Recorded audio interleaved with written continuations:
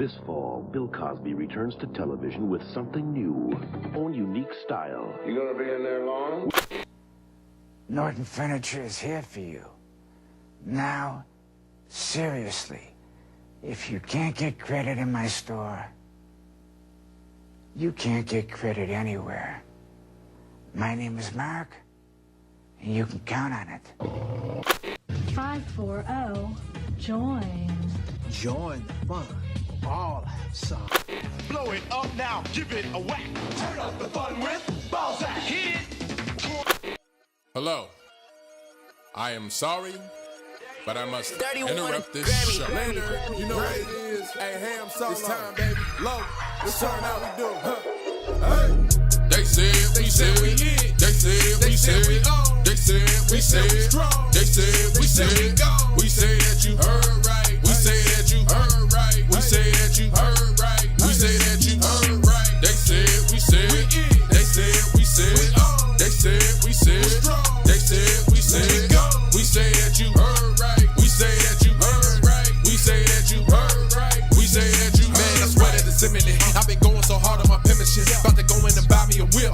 And I pull that shit fresh off the dealership. I can leave you on red like an Xbox. Got me laughing at you like you Red Fox. Got you chasing Hot Wheels like a matchbox. EA running the game and it don't stop. Super cold like I'm playing for Blitz.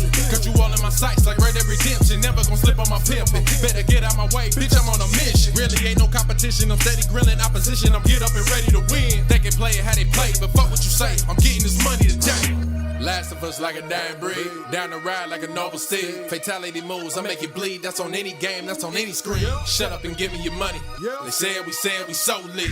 Even if I take an L, we coming back just to show that we don't quit. They said we it. They said we it. They said we it. They said we it. We say that you heard right. We say that you heard right. We say that you heard right. We say that you heard right. They said we it. They said we it. They said we it. They said we it. We say that you heard right. We say that you heard right. We say that you heard right. We say that you heard right.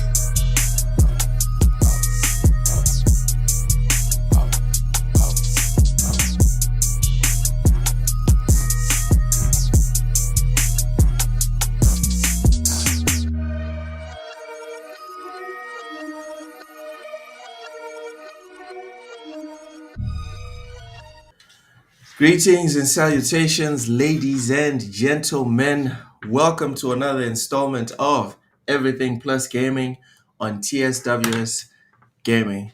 My name is Loke7, and joining me, as always, is this fine gentleman to my left, Mr. Oz, the Wiz. Oshus, welcome in. How you doing?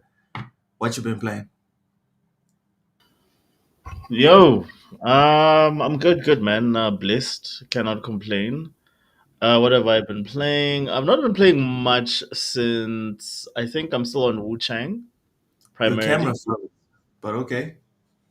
What's Okay, what's no, going it's fine. on? It's fine now. Okay, it's fine now. All right, all right. All right, Still cool. playing Wu Chang. Still playing Wu Chang, and the I'm a huge Predator fan. So what is it? The Killer of Killers. Some of the characters from that Hulu show are now available on the Predator the Predator video game. So I've also just been trying that out. I don't think any of them. I don't know if they're live yet, but I've just been playing so I can just get used to the gameplay loop and then see what happens. Maybe I'm wrong. Maybe I'm wrong. But if I remember correctly, you said you don't like Souls likes. You're not a fan of Souls likes, correct? No. I'm not a fan So whatsoever why are you still playing Wu Chang? because I like the loot. Uh-huh. Okay. It's the loot and the plot. I mean, like, look, like I It's the always say plot that, like as well. you need to give me incentive as to why. Like, typically, like, why would I want to, like, I didn't mind, like, what is it? Was it Lies of P? I thought it was a nice game. Yeah. And again, like, I'm very much for characters with aesthetics, nice aesthetic designs.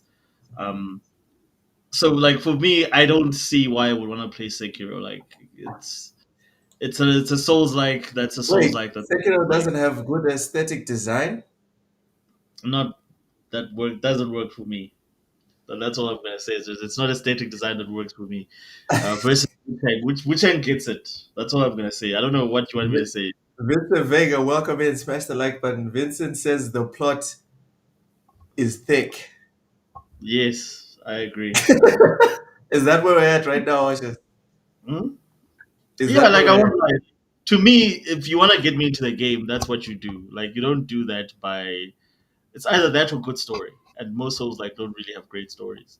I tried what is it, Lords of the Fallen? It looks like an interesting game, but yeah, man, it just after a while it just felt very much like the same sort of Souls like thing that I've been through, and there was not a lot of incentive, inverted commas, for me to continue playing. Uh huh. Yeah, I think Wu Chang has changed that. Wu Chang has changed my opinion on somewhat on Souls like. So I know now if you again like it's a simple formula, it's a simple calculus, man. All right, sure, whatever. I'm still addicted to Football Manager. Actually, it's still open right now as we're chatting. Yeah. I'll get rid of it as soon as Metal Gear gets here. Until then, it is what it is. DJ Birdo Dos El Capitano came in here first. Welcome in, DJ Birdo. Make sure to smash the like button. Say yo, Vincent Vega. Welcome, welcome. Fuzzy, get comfortable. Smash the like button. The Ginner. Evening, evening. Excuse-moi, sir. No Sekiro slander. A far superior game to Wuchi. Oh my god, Wuchi? What is Wuchi? I want to play this game called Wuchi. I'm just saying, Oshus, I'm down. I'm down. Wuchi. Okay. Anyway, Oshus, we were discussing something before the show started. And then we almost got lost and got super late to the show. But essentially, we're talking about this feeling that we have, that I thought it was just me, that console gaming is regressing. You're muted. I can't hear you. You muted yourself on the app. Yo, Okay, yeah, now. no, no, sorry. All right. I've got YouTube on the other because I have issues like typing on here on the comments, so I have to go to the YouTube window. Yeah, Okay. man. Like, I think that is the general feeling. Like, there's a lot of people sort of like cheering. Like, there's a lot of clapping seals clapping, and I'm not even sure they understand what they're clapping for. But I think where we are now, it's a pity Tai is not here because he's the counter to this argument. Yeah. He We'll says keep the console gaming has never been better. Yeah, well, I mean, like a lot of people say that, and I'm like, well, like in what way? Like, I mean, in terms of game offering, this has been, I think we can all agree, this has been the weakest generation in terms of like the quality or the caliber of games that we've gotten. Um, and I mean that by like everybody will say there's great games. Yes, there's been a consistency Yes. of game releases, but nothing groundbreaking. You know, like I can go back to the previous generation and there's three or four titles that were groundbreaking. I can go back to the generation before that, there were Yeah, three or more four. Hold on. grand. Three or four. Three or four for an entire generation. This one's not done yet. Maybe they'll But like, pop what? out Okay, but like, is there a groundbreaking game this generation? I mean, like, I think that game, of course, is going to be GTA 6 when Baldur's it comes Gate. out. Baldur's Gate. But that's a PC game. It didn't break But any ground on console, so to speak. well, if we can now, if the gate now is, it has to be groundbreaking and it has to be like a console exclusive game. Yeah, there's nothing because everything's No, but everywhere. like, but the thing is, consoles were always like, I mean, PC and Tai and I had this where we had like we actually scheduled like a debate where we went back and forth in terms of like who changed gaming for the better or who had the most profound effect on gaming. Was it PC or was it consoles? And if you go back in time, and I was arguing pro PC, but if you go back long enough in time, a lot of innovation started in PC. But like when it comes to like taking something that is a 5 out of 10 in terms of overall popularity and making it a 9 out of 10. Console has always been that the So ones to console push is it. great at marketing, is what you're saying. Yeah, because there's more marketing budget, there's more focus in terms of marketing. Like, I mean, consoles have always been zoned in terms of they've got a very like a very dedicated audience that they understand, and like when you're targeting console, you're just targeting anyone that has a TV in their living room. So it gives you a lot of room to maneuver in terms of, okay, cool. So there's a lot of demographics here that we can sort of aim for, which is why Sony has been successful, Nintendo has been successful, and even Microsoft. So I feel that in this generation, what we got was more of the same from the previous generation, to the point that I think the biggest thing that everyone is talking about as part of the conversation is that even graphics have not drastically improved from generation to generation, console wise. The gameplay we've have do we have any new groundbreaking type of games that are just from this generation? I think That Vampire Survivors brought us a brand new genre. wow, what a step forward. But again, that's a Steam game from I mean, PC. you. Oh my god. But it's a Steam game. Like that's a game that originated from Steam and PC. Like I'm saying, what original console experiences have really shifted the needle? Original or exclusive? Because when I Doesn't give up, matter. Like what is on console no, but that is I brought up Vampire Survivors, and your caveat is, oh, it's it's on PC. PC as well. Yeah, no. I'm saying from So like don't let's say say original, say exclusive. no, but that's not exclusive. No, what you are looking for is something that is exclusively on console. Because when I bring up a game that's not only on console, that's in it. It doesn't count, correct? When you bring up a game that's on no, like there's games that originate on Steam. There's games that originate on console. If you give me a game that originated on console that went to Steam, that's a different story. I'm Okay, saying but what when a originated. game launches on both at the same time, where did it originate?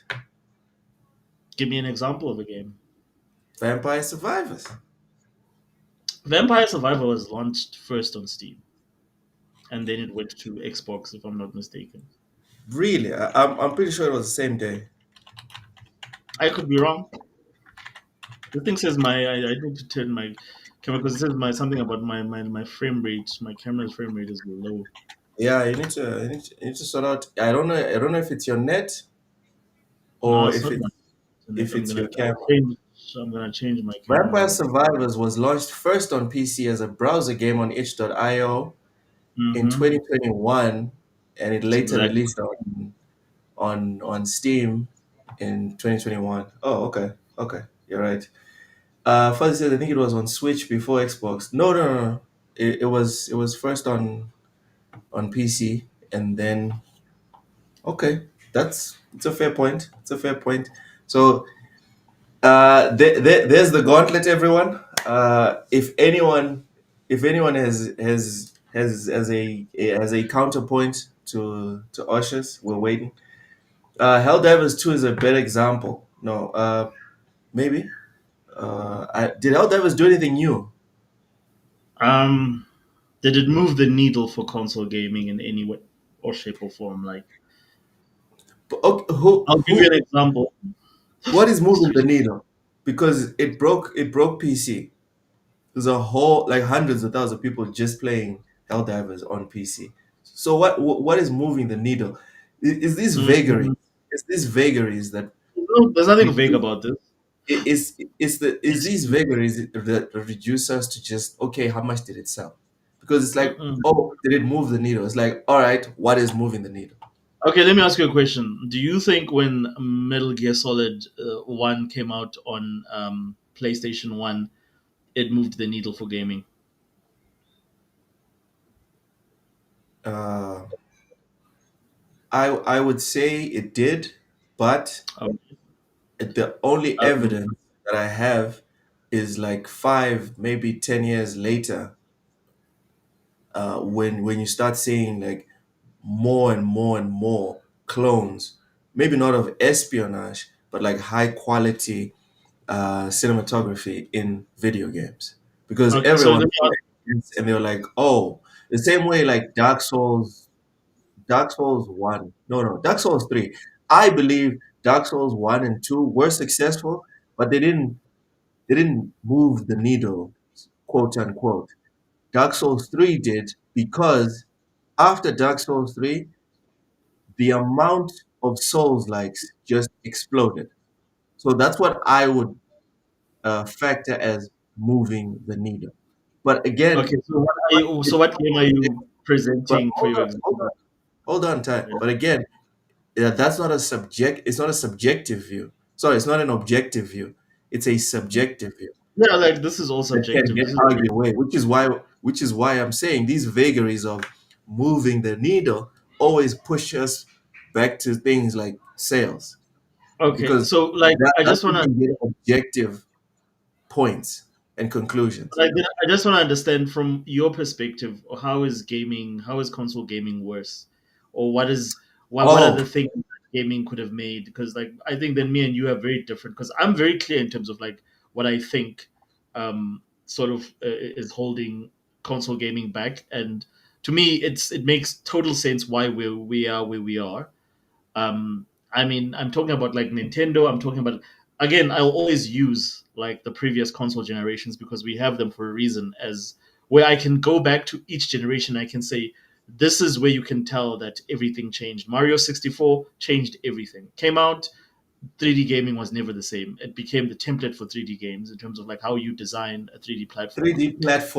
3D And platformers, then because 3D 3D games was games in GTA. general. No, no, That was 3D GTA. games in general. That was GTA. No, no, no. 3D games in general. Nobody knew how to move the camera or to sort of like everything that you know about 3D games today, including games that came later in that generation, were at the back of how Nintendo perfected how you navigate a 3D world with the camera, including innovations like DualShock that had now analog or dual analog. That was all based on Nintendo's R&D and the work that they put into Mario. You can look that up. Those are all facts. Okay. Um, so Metal Gear Solid changed the game in terms of how you present a video game. In terms of like, it took video games from being sort of like Toys. extensions of movies or toys, yes, like sort of like, well, there's the movie, there's the video game version, to say no, we can do what movies can do within our um within our sphere, with the limited, like for instance back then, those what is it, those shimmery graphics from the PS1. They used a presentation style that had never been used before, which is like the whole movie opens, sorry, the whole game, isn't that, opens like a movie.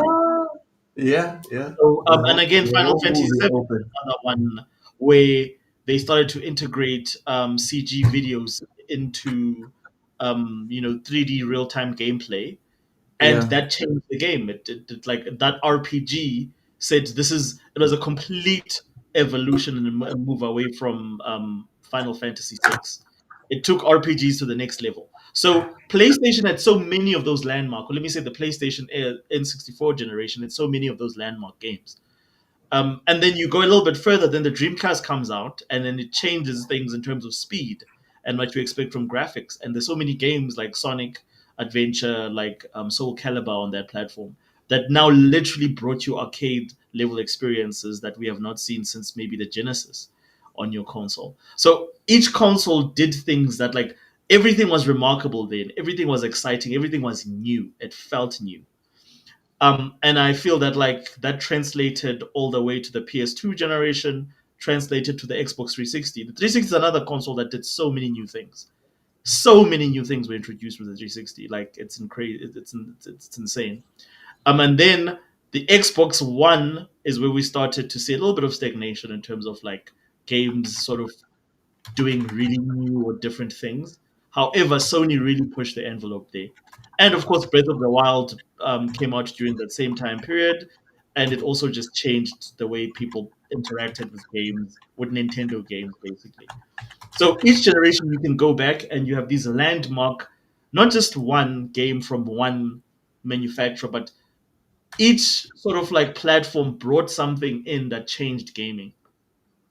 And I feel like if you had to look at this generation and say, which one of Sony's games moved the needle for PlayStation gamers?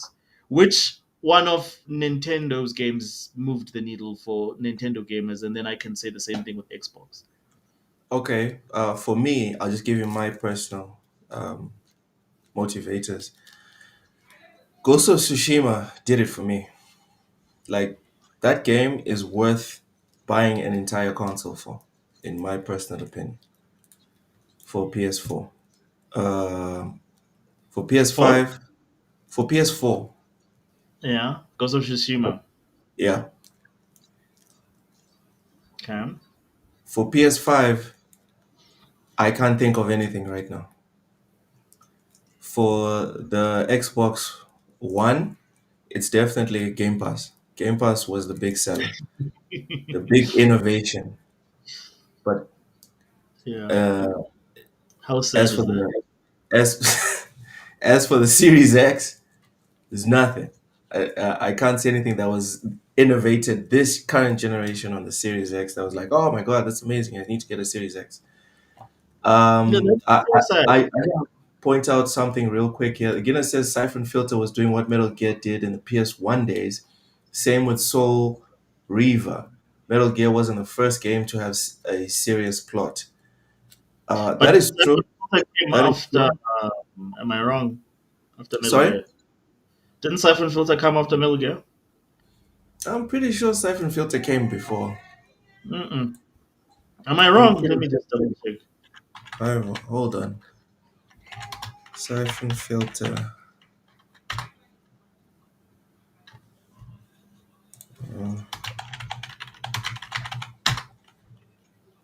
2007. Okay. My search says Siphon Filter 2007. So if that's okay, okay, let's cancel Like Siphon two Filter. generations. What about Soul Reaver? Soul River was incredible when it came out. It was amazing because it did things technology wise. It did things that the current hardware. 1999. That Yeah, was after Metal Gear. it was around. Yeah, and I suppose Metal Gear came out in Japan. Metal Gear was before 1999. Yeah. I think it was 1998 if I'm not mistaken. This is the video I said Siphon Filter was on. That's impossible. Siphon Filter is made by who's this? It's made by the studio that David Jaffe used to work for. By nine at the time it was called 989 Studios, which then became what is it? What they call it? Sony Santa Monica. Really? Yeah, they used to make a sports series called. They used to actually have a sports brand under Sony called 989 Game, and they used to do like the NCAA or NC Hmm. whatever that football league is. Yeah, they used to do all those sports games, the college version of the sports game. Okay. Either way, the Guinea. Sure, your two examples came after MGS, but let's pretend they came before.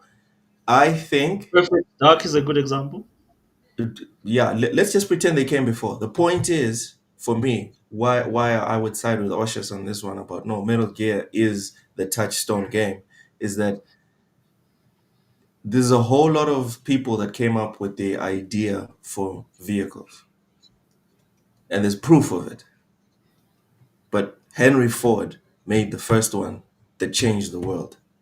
So we can hate him all we want, but he is the father of vehicles.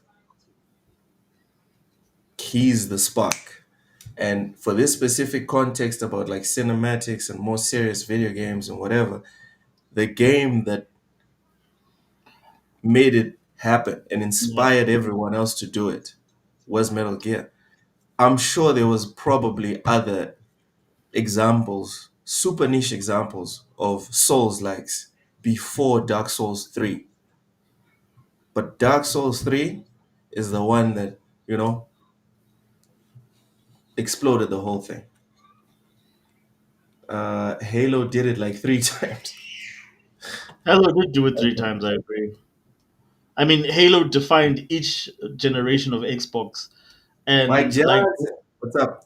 So sorry, man. Go no, ahead. no, but that's why I think Phil Spencer is a failure as a gaming manager. That he's failed to produce under his watch. There has been no good Halo games. Oh my God. Okay, this is not going to become the That we're is gonna cool. bash I'm Phil just saying, Spencer like, podcast. That is not what we're doing. I'm Ford just just saying. invented the production line again, dude. It's just like the example that what's his face, the Guinea and Oshus gave of other games that came before. Oh no, these guys didn't really invent the whole thing. They just, made it go parabolic. And it's like, yeah, that's what we're discussing right now. Who made it parabolic? That literally, that is what we're discussing right now. The example of Vampire Survivors, I'm sure there's other games. If you take your time to go and search, there's other games that came out before Vampire Survivors that did what Vampire Survivors did, Yeah. but they weren't good enough. It's that Drake thingy bar that he stole. I don't know who he stole it from, but someone said he stole it. He said it's not about who did it first; it's about who did it better. There's nothing new under the sun, guys. Anyways, Mm. Ushers, for Yep. me, as we discuss this, right? I'm Yeah. now moving my thoughts from consoles are regressing to I think consoles are stagnating, Yeah. and it feels like PC keeps barreling forward.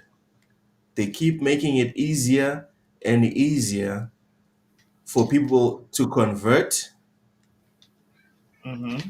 and integrate into PC, Yeah. and they make it more attractive, even by just even just by the way they've simplified how a PC even works or gets built. That has affected how the market looks at PCs or gaming PCs, where it feels like video game consoles are still in 2013, except now you don't even have exclusives. Yeah. Because Yeah, I I get think that. it used to be everything you're talking about, Osher, is about convenience and whatever. But now we have PCs that are smaller than the current consoles, Mm. but but comparably powerful. So it's like, okay, not really that convenient in terms of space for you to put like on in your living room or whatever. Ah, no keyboard. Yeah, but now there's Bluetooth keyboard. So is it really that stressful? And then Yeah. there's apps that now make it so when you turn on a specific controller after you synchronize it to that PC for the first time, that PC turns on like a console and goes straight into the Steam gaming mode. Mm-hmm. So it's like, yeah, I feel like consoles haven't regressed. I think they've just stopped in time, and it was fine when they still had exclusives. But now when they stop in time and PC keeps on going, and now PC has set exclusives, it's like, okay, now we're looking at your platform as a platform. We're not looking at it as a space that holds certain exclusive games hostage. And when you start looking like that at these products and consoles and boxes, the whole conversation changes. Like, I don't understand the whole hostage thing. Like, games are being held hostage by being exclusive on a platform. Like, I don't They understand are where that being held mentality. hostage. They are being Huh? held hostage. They are How being are they? held hostage. Please explain that. Like, how having your own content or your own exclusive. So is Nintendo holding their games hostage on handheld? It's a turn of phrase. The idea is the customer does not benefit from exclusives. That's the idea. Really? Are you sure? The only one, my bank account is Are you one sure? million percent sure that I would And I say, love. can I challenge your bank account and say that you are misleading? You are lying on behalf of your bank account, Okay, and I've when got when evidence to prove. when when I have a PC, I have a PlayStation, I have an Xbox, and I have a Nintendo. If all four consoles have exclusives, if all four platforms have exclusives that I want, Yeah. now I'm in trouble. Now I have a What do you problem mean? Like, because wait, now I like, need are you to saying if replace. you have all four consoles or if you want all four consoles? No, because that's the issue. That's the issue. Okay, explain this issue. Which, Explain this which this is why this I'm this bringing whole. in. Which is why I'm bringing in my bank account. Yeah. I want to spend the least possible while not sacrificing quality. Okay. All right. But I So want you it to make your full argument. so it's only logical. It's only logical for all games to be on all platforms, so that way I can buy one platform, buy all my games, and keep it pushing. Rather than, instead of buying $1,000 PC and be done with it, or buying $1,000 PlayStation and be done with it, I now have to spend $4,000 because I do have 5 games on Nintendo that Nintendo makes that I like. I have another 5 games on PlayStation that I like. I have another 5 games on Xbox that I like. I have another 5 games that are only on PC that I like. So now I'm screwed. I now have to buy all 4 platforms. As a consumer, Okay. So is that your no matter caveat? Is that hold on. As a consumer, no matter how good these games are, I'm losing. okay? So you're saying you're losing because you have to buy 4 different Because I have consoles. to spend more. Yes. Okay. So that's your main caveat, is that That basically what yeah, that's happens all. if a console has exclusives. So again, like, so You you're don't have saying to in buy other it. words that you want to play all the Xbox games and you want to play all the PlayStation games, you want to play all the Nintendo games, Yes. and then you're saying that when you have exclusives, you don't get that opportunity to appreciate the fact that you want all of them to be available on all those platforms, right? On every Yes. platform. Yes. Okay. So you're not concerned about the fact that each platform has its own identity or should have its own identity and offer experiences that you can only experience from that platform. Dude, it's I.e., all ones and zeros. It's all ones and zeros. Every single video game that has ever video gamed started on a PC. So don't come to me talking but about we're not talking about how the identity games are made. as if Like I people build their okay, fucking switches and then directly on the switch develop the next Donkey Kong. okay. That's not what happens. So Let's I can tell stop you this. all of Yeah. this. All right. That's not what happens. Everything starts on PC. Everything starts on PC, but that's like saying that everything is cooked on a stove. It doesn't mean that you're gonna get the same meal. So everything being made from, like, for instance, like, you can argue that, well, all savories are Everything made is using cooked on the flour. stove and everything gets put on plates. So tell me, is bread and Let's the carry bread is on the with this same thing? analogy. Let's carry on with this analogy. Everything Yeah. is cooked on stoves. Yes, No, no, everything no, no. gets Wait, served not on wait, plates. wait, wait. Everything is cooked on stoves, but I want to make a Mm, very specific point. So, mm. do you think that everything that has flour is the same, or that uses flour is the same? Everything that has flour is the same. No, So, it's not. like, for instance, you can make bagels with flour. You can make, like, for instance, I'm talking about, like, baking flour. You could make bread. You could make scones. You could make cakes. You're saying all that stuff is the same, simply No, because it all uses flour to be made. no. So all that stuff is found in the same section within when you go to the store. Like, I mean, like, the same, whether it's Nah, bro. savory, whether it's sweets, or Apps are apps. I'm all of it. sorry, dude. Yeah. Apps are apps. I'm sorry.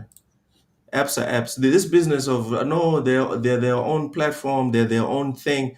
Apps are apps. Go and ask Apple when they were shitting on Google and Epic and talking about no, we have our own architecture and all this other bullshit. As soon as the law told them to shut the fuck up and stop capping, do you know what happened, Oshus? Do you know what happened? Everything that was magically only possible if if Apple made it, suddenly it works on the iPhone, even if it's not made by Apple. Suddenly, it's almost as if they're just ones and zeros, and you just need engineers and technicians to be like, "I just give me the exe, just give it to me. I'll open this bitch up and I'll sort it out and integrate it." It's almost as if that's what happened. No, dude, it's all apps. It's all ones and zeros. Don't come to me with this. I'm sorry. I'm not down. Well, I mean, like, by your example, I mean, like, that means that Excel is the same as a video game because it all uses code to be made. Like, to me, this is a very sort of like No, watered down. what I'm Because saying something is is made on video game. I'm saying all Yeah. video games are the same in terms of they're all the same ones and zeros. That's what I'm saying. You are trying to push it to Excel. You're trying to make it into dinner, into stoves, into Yes. plates. I'm Yes. saying video games are video games. It doesn't matter if it's a Nintendo video game. It doesn't matter if it's a Valve video game, if it's a Microsoft video game, if it's a PlayStation video game. They're just video games, which is why it, here's a very Yes. good example of how Please go ahead. universal and simple all of these things are.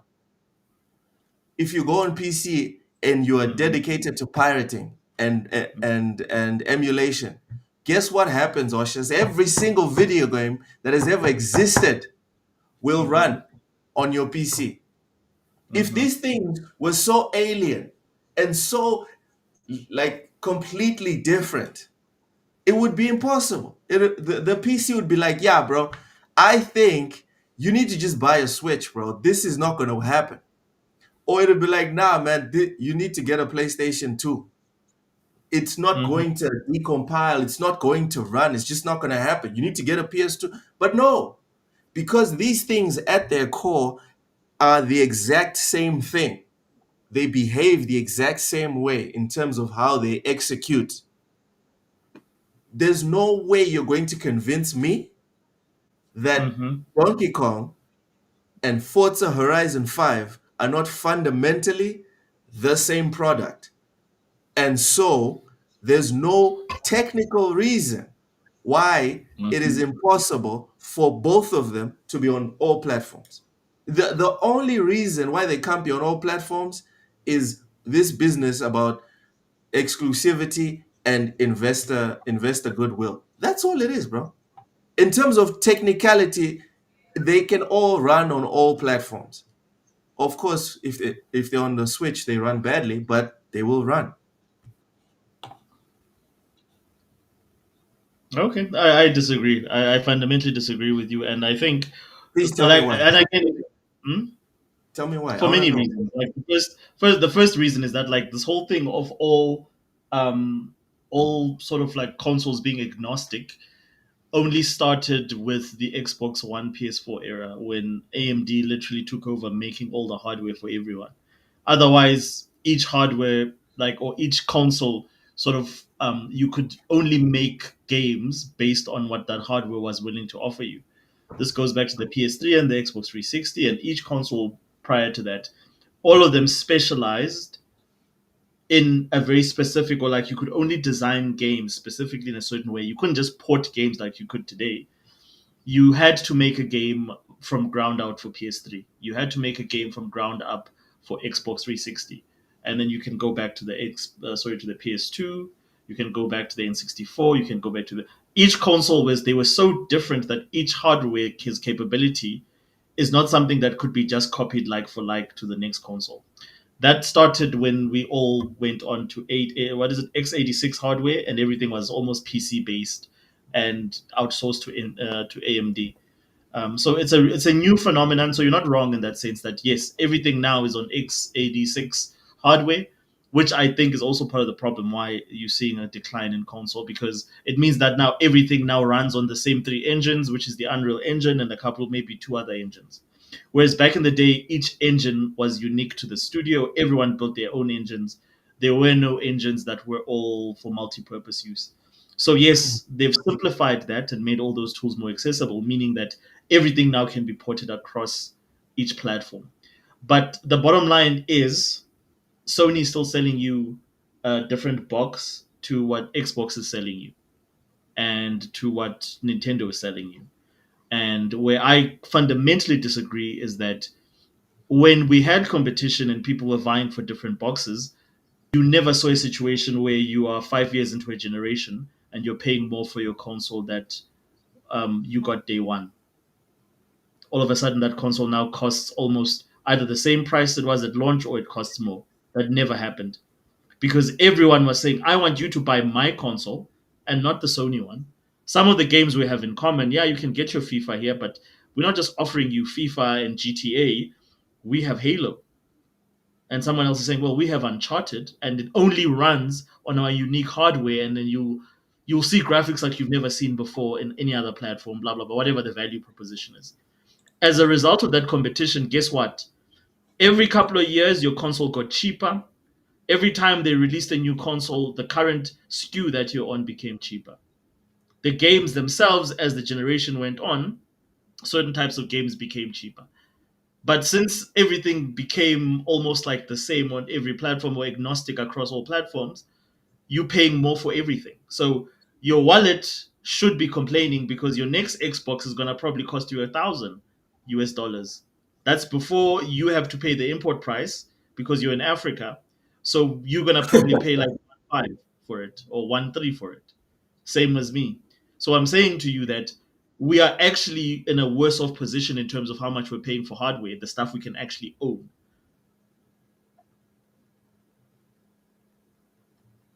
And that's Okay, across the no, board. we can agree on all of that. The only thing we can't and will never agree on is that it's not possible for all games to be everywhere. Huh? It the word the word is it's not profitable for all games to be everywhere. What? It's not profitable for all games to be everywhere.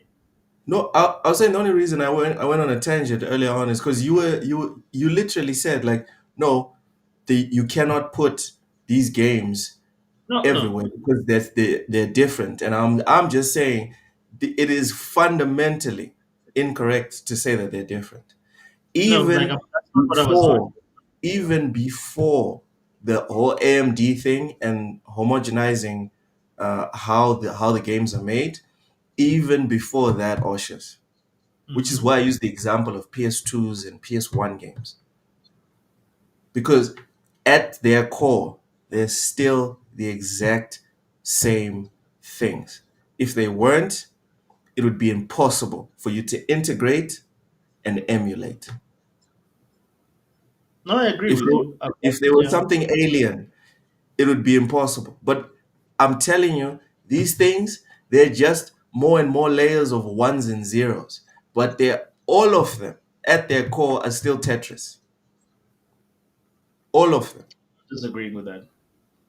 All I'm saying, my main point, like the only take, like my only like way I argue in terms of like the value and the fact that you're getting Yeah. less for your money is the fact that when you had exclusives, prices for a lot of things became cheaper. And the company had more incentive to make you better games because they were trying to compete with the other guy's box so that you buy their box instead of buying the other guy's box. Now, when the only box in town is going to be on the home front is going to be Sony, and on the portable front is going to be Nintendo, it means that Nintendo can charge you $80 to $120 for a game. They don't give a fuck. You're not gonna do anything. Sony can do the same, and they can do the same thing when it comes to the actual consoles themselves. All right. So the issue So, is pricing. Okay. I got you. I well, got I you. mean, The issue is pricing is the pricing. main. Well, it always comes down to pricing. So you're not getting so your wallet. So go. Let's go back to what you said about your wallet. Your wallet is Yeah. not getting a better deal, bro. No, I'm saying, and it goes back to the original point of why I think consoles have stagnated, is because they lost the exclusives, the prices are going up. Hmm. PC has all the games, the prices are coming down. If you're not a maniac and you don't want to, and you understand, you don't have to buy the 5090s and the whatevers that just came out a month ago, whatever. PC prices are going down. You have all the games and you have actual ownership on PC. So that's why I'm saying I don't feel like consoles are regressing. I think they've just stopped innovating and are stuck, and they've lost exclusives. That's the way the feeling of like, yeah, man, I think they're losing value. That was all I was saying. Yeah. So Uh, I think it was Dorian that said something here. Hold So on, hold no. on. Seawolf, welcome in. Smash the like button. Watch the Bellingham news video about the Wilds on PC. Wilds still getting downvotes for running like shit. Still probably selling a whole bunch. But okay. Capcom was happy to get PC gamers money, but now they don't want their criticisms. It is what it is. Guinness says something to you. She says Does Oshas think Sony studios and devs would suddenly make worse games if their parent company didn't make plastic boxes? So the whole point about like that's a good question. So the whole point about like plastic boxes and how that ties into software is very simple. It's the fact that like there's no pressure right now on Sony to produce any game for you that you liked on the PS4 era. How many of those games have you gotten in terms of sequels? How many of the same level from the first party now? They've been able to, luckily for them, they've been able to like outsource some stuff or get like some third party or second party deals with some other companies. And that's the only thing that's kept the PS5 sort of like ahead in terms of like offerings when it comes to games. But have you gotten any of the level of quality that you got in the PS4 era in terms of just triple A offerings out since the PS5 was released? And how What steady is have you gotten those? Are you getting them on the same cadence that you did on the PS4? I think the answer is pretty obvious, and I think everybody knows what the answer is. Because you still don't have Wolverine, and you still don't have the sequel to The Last of Us. You still don't have this, like a lot of like what the only sequel that you've gotten to a big game, or the only two that I can think of right now. Okay, maybe three. It's a God of War, it's Spider Man, and it is Ghost of Yote. Horizon as well. I can't believe I'm saying it, but Horizon as well. But that was a cross-platform. That was a whatchamacallit, a multi-platform game. Oh, it didn't come out just for the PS5? No, it was on PS4 as well. I suppose God of War Ragnarok as well. So you haven't really gotten something that just utilizes the power just of the PS5 from Sony. Oof. You've got like yeah, and then Microsoft is worse because Microsoft has been making these double A indie games that don't do any favors for their consoles in terms of value proposition. Because of course they sort of knew that they wanted to bow out with this whole situation. All I'm saying is that as the end consumer at the end of the day, you are fucked if Sony, Nintendo, and Microsoft are all in agreement in terms of I'll give you my games and you take all those guys are gonna do, they're gonna create a monopoly where they do price fixing and all that bullshit. And none of that is gonna benefit you.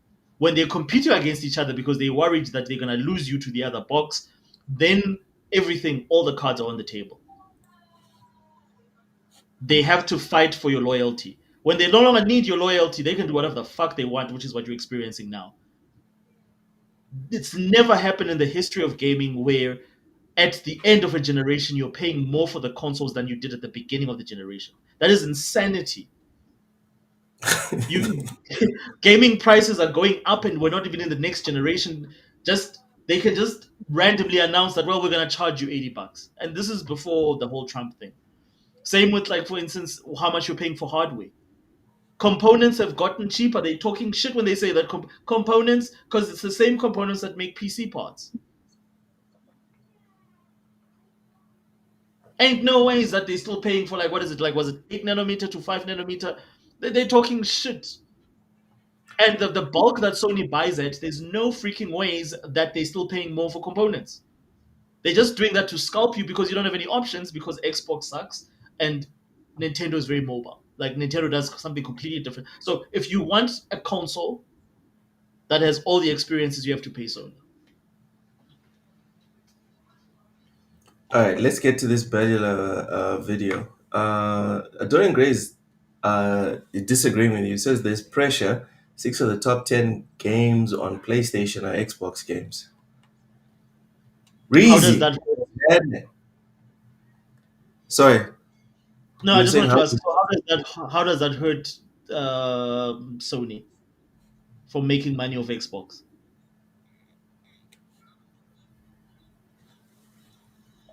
Dorian Gray, finish the Like point. I'm just curious too, because it means that they're in business together. So that means that they're making favorable deals so that they can scalp more money from the users or from the customers. How does that benefit us as gamers, price wise, from a value perspective? While we wait for Dorian Gray to respond, we'll watch this Bellular video. Fuzzy says, what games still have to compete with each other? Bad games have generally not been successful. At the end, that's really what it's about. Like, I know this is going to sound like a horrible thing to say. But at the end of the day, we're here for the video games. We're not here for the consoles. I've never been here for the consoles. I played the SNES. I jumped to Sega when they had Mortal Kombat with real blood. I jumped to PlayStation 1. I enjoyed the PS2. I enjoyed the PS3. Jumped to the 360 when it was convenient. Like, I don't know, but for the people that are here for the consoles, I can see how this can be stressful. I'm here for the games. That's what I will say. Let's see this video about Monster Hunter Wilds. Today's story be a cautionary tale. A company that absolutely screwed over their most hardcore fans to please the market has now been kind of dumped and punished by the market. Capcom, they will not be loyal to you. Okay, let's get into the story. No one's particularly happy They will not be loyal to you. about Monster Hunter Wilds right now. On Steam, the recent user reviews are 17% Overwhelmingly negative. Yo! That's bad. positive. Devs are clearly frustrated enough to move entire content updates forward by a month. And now, even the people Capcom wanted to please the most have turned on them. That's because the stock market Share price was sitting at 4,000, I think that's yen, at the end of Wednesday. But when the market opened, the price dropped 9.5%, hitting a low point of 3,800. Okay. investors and shareholders are no longer that happy because after releasing Monster Hunter Wilds, Shader compilation occurs during gameplay rather than when the game is launched, resulting in unstable performance until compilation is complete. If you're experiencing this issue, try deleting your shader cache files. This issue will be addressed by ensuring shader compilation occurs at launch. In future updates, the one that they moved a month forward, okay? with weaker optimization in PC, Capcom are reaping the rewards of their sales cratering by 95%. It's a pretty big number. Now, I'm a gamer, you're a gamer, and you know what we're like. So, my fellow gamers, come to the front of the class, it's time for a lesson. Okay. Part of this is how I went from awful sleep to fantastic sleep, and how today's sponsor, Manta Sleep, has been a huge Now, 477,000. That is the number that VGC spotted in Capcom's first quarterly investor report. Oh, it's a good number, because it's the number of copies of Monster Hunter Wilds that just sold. So, just shy of 500,000. But you need to compare that to the slightly over 10 million from the first. goddamn. Ushers, Yo. this feels like another example of the thing that Ty is always slating me about. Which But is I do feel like the corporatization of any hobby means like we're starting to get to the end of any form of, like, just genuine love for the game yeah. from the people that are doing it on the give me money side.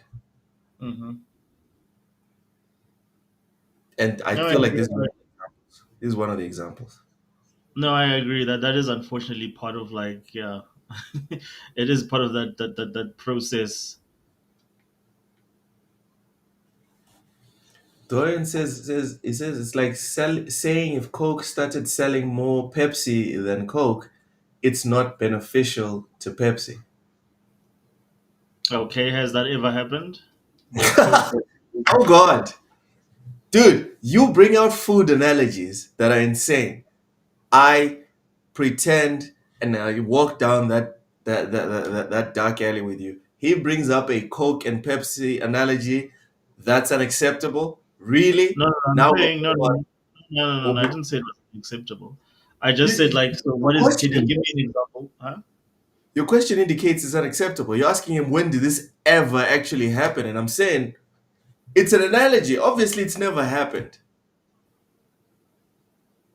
Yes, but what is this, like, again? Like, so how does it relate to the example of what's happening now? Because what's happened, like, again, like an analogy is, of course, you're looking at, like, okay, how similar is this example to the current thing that we're talking about?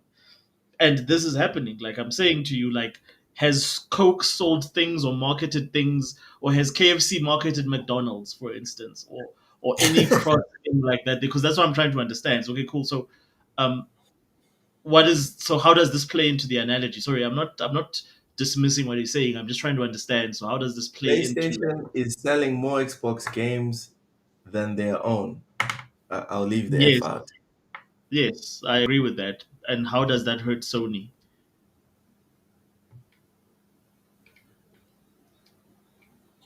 Be direct with your response. How does that hurt Sony? First month. It is Yes, a like how or 5% benefit. increase, and it's Okay, Oshis, you made the question. Let's watch the video. You don't have to re-emphasize it. one that Capcom themselves say is, quote, soft, which does seem kind of apt, and VGC notes something else here. Even the previous title, Monster Hunter Rise, sold 389,000 copies during the same period. Comparing the release dates, in no way should things look like that. Now, we've been talking about this Capcom's biggest success comes from PC, but that's also the source of their biggest problem right now. since the launch, right? There were widespread complaints across all platforms, but especially in PC. And those complaints do actually filter through to potential buyers, especially because PC is heavily concentrated in Steam. This game feels broken and unoptimized. And those user scores have been red for a long time. But before we dive into why these numbers crashed, we need to talk about how the people Capcom chose to pursue did not save them in the end. Before this game launched, we flagged something absolutely crucial. Capcom released Monster Hunter Wilds to plug an incredible gap in their balance sheet, and it's kind of amazing. What they basically did was a massive gamble that required humongous sales numbers, but not impossible sales numbers for a series as popular as Monster Hunter.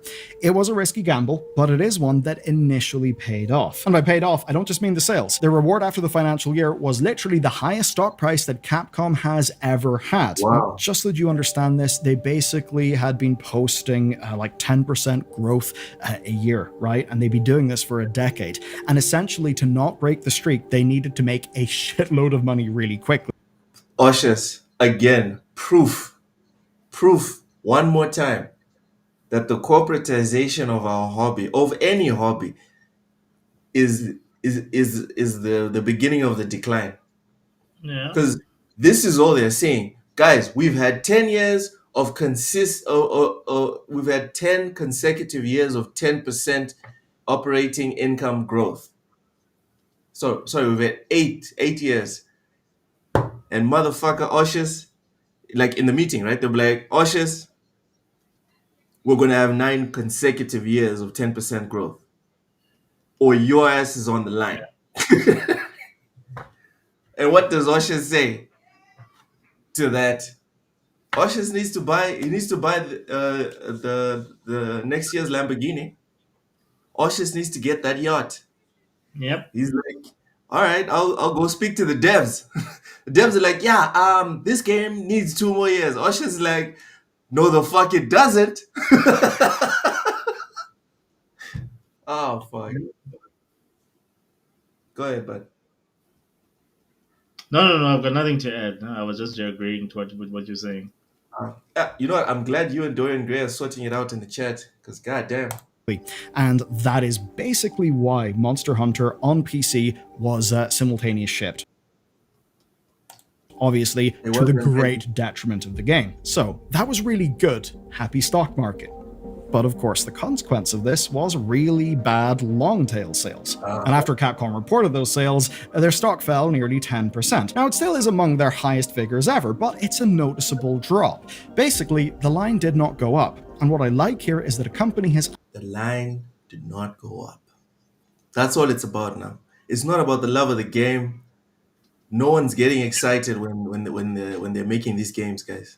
No one is psyched. There's no one in a random like BioWare office playing the new BioWare game just stoked, having a blast and being like, wow, I can't believe I get to play this, and I'm so excited for everyone else to see it.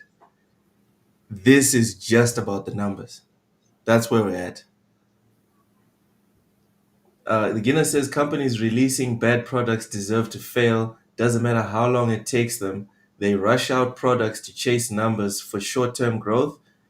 of a short-term gain for shareholders and a long-term detriment to them, and also at a detriment to us. So we have to make the pay. See, Wolf, you say PC gamers pigs. I'm not gonna say it. I'm not gonna say it. You're my bud, but I'm just gonna say that that's an L take. Excited about BioWare said no one in the last 10 years. It's an example, dude. Pick a company, any company. As soon as you start putting in uh what's it, all of these quarterly earnings reports and all this, it's done. It's over. It's cooked. It's fine if you have independent devs that look for funding from these guys. But as soon as the devs are owned by these corporations, it's done. It is a soulless husk with people that are just punching the clock. That's what it is. Actually been appropriately punished. I mean, we can be very critical of the market and a lot of the short termist incentives.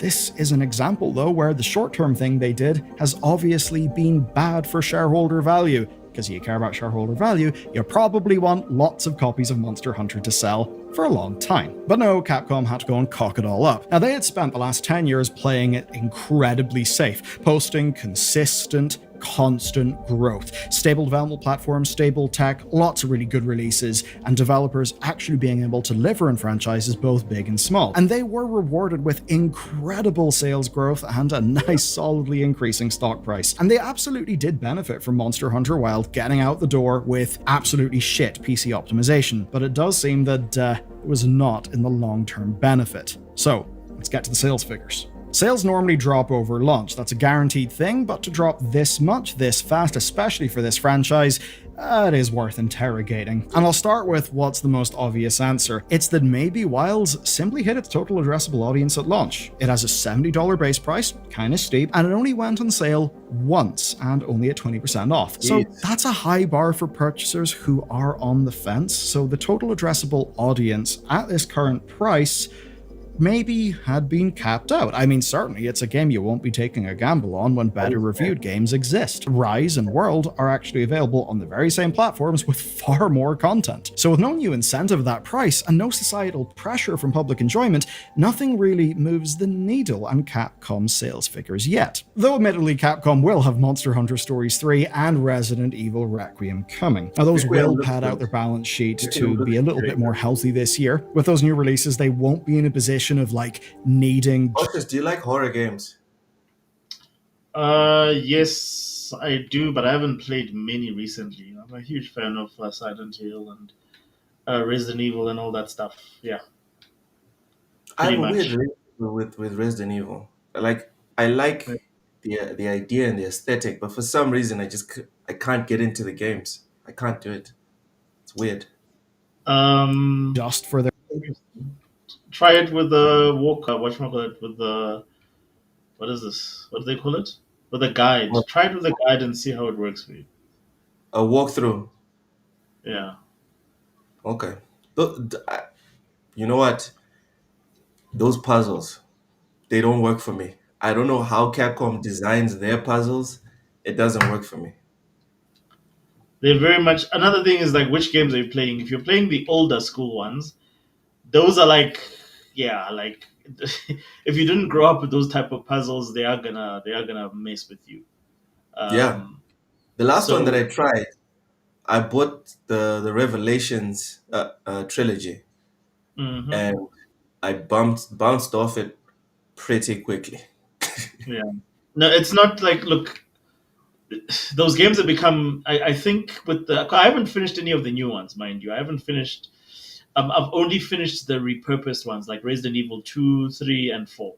Those are all Okay. like the remakes, but I've not finished any of the Resident Evil 7, the first person shooter ones. Like I've not done any of those. So I don't know what the puzzles are like. Maybe they're different, but yeah, I've not Okay. tried any of them. Yeah. I hear good things, but every time I think about getting, I'm like, nah, man, I'm good. I'm all right. catalog sales to prop the business up. But what is notable is that right after this call, Capcom released the $75 7-disc soundtrack as DLC in Steam. Maybe that will raise some revenue. I kind of doubt it. But Damn. compared to the rest of the catalogue, it is especially harsh. Devil May Cry 5 sold 1.78 million. Resi Village and 4 both outsold Wilds at 923,000 and 706,000 respectively, and even Street Fighter 6 sold 538,000 units, the latter almost certainly being thanks to the Switch 2 launch. For the Resident Evil increase, we can maybe think that's Requiem's reveal getting people hyped again, but then there's Devil May Cry's outsized impact, which is pretty much being put entirely on the new Netflix animated series being a hit and getting 5.3 million viewers. Again, regardless of other existing series. Did you watch the Devil May Cry series? No, I know you pay for Netflix. Don't be capping. I know you pay for Netflix. Don't be lying to the people in the chat. I do. You're one of those Well, guys that pays but doesn't watch the shit. I don't really pay for it. Like I've got a friend of mine is on Netflix, and I have a subscription that he wants. He has a subscription I want. Blah blah blah. Vice versa. Okay. But to answer your question about what is it, Resident Evil? Yeah. So no, sorry, not Resident Evil. Devil May Cry. I didn't watch it. I like the guy who makes it, but I heard a lot of negative things from people that like Devil May Cry, whose opinions I respect. So I was like, yeah, no, that's Oh, like he so like he ruined the original law. yeah, I heard a lot of that. I heard a lot of that, Oof. but I don't know. I think I saw the first episode, and I could already see some of the gaps. The problem I have with shows like Devil May Cry is I was not a fan of the animation style. It's that sort of like quick draw anime sort of. It doesn't have much detail, and it's like, ugh, I don't know. Like, there's better animation out there, dude. Okay. So essentially you're saying it sucks because it looks like solo leveling. Have you seen solo leveling? Uh, the only shows I've seen is the Cyberpunk one. I've seen which was good, the Dragon's Dogma one. I really loved. I've Yeah, not yeah, seen that was decent. Dragon's Yes, Dogma was decent. I enjoyed the first season and the second season, I think, of Castlevania. I didn't like the third one so much. It just was a bit weird. So those are Mm. the shows, the game-based shows I've seen on Netflix. Rachie says solo leveling is brain rot. Well, my brain has been rotted to the core.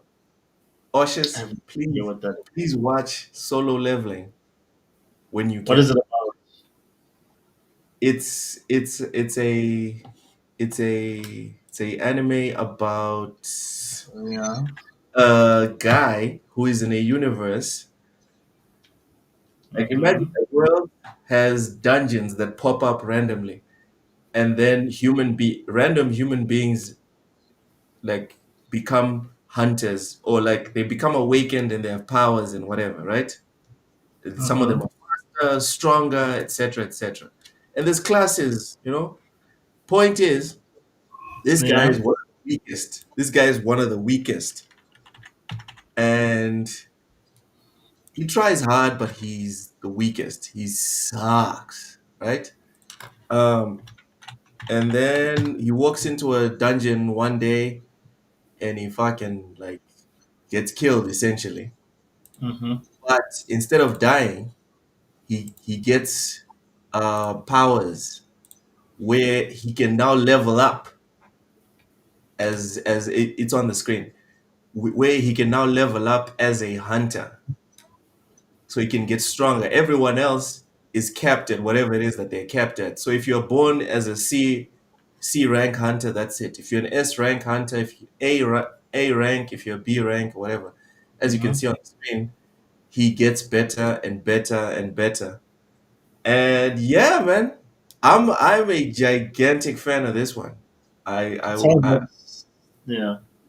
It sounds like a Souls Yes, game. the Uh, ultimate Souls like fantasy. Yeah, yeah. Rachel says the story is a random pussy becomes a sigma, and everyone, even the writer, is starting to ride him. Okay. Ushers, fucking Yeah. watch this show, bro. Please, Is it like please. what is it? Is it good subs? Is like how's the dubs? I only watch dubs, and they're good, in my opinion. Okay. No, no, no. I'll check it out. Sorry. I only watch subs. I don't watch dubs. Oh, Yeah, I only subs. watch Yeah.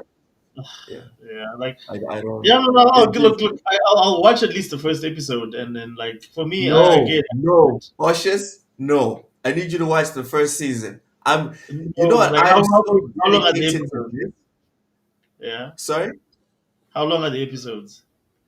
I don't think there's many episodes. If I'm not mistaken, I don't How think there's long many. are they? How Oh, long are they? What's the length? What's the duration of each it's the episode? usual anime length, like 30 minutes, 25 minutes. Okay, that's fine. I don't mind doing that on a Yeah, weekend. it's dude, How many please. episodes? Uh, hold on. Let's see. Solo leveling. Uh,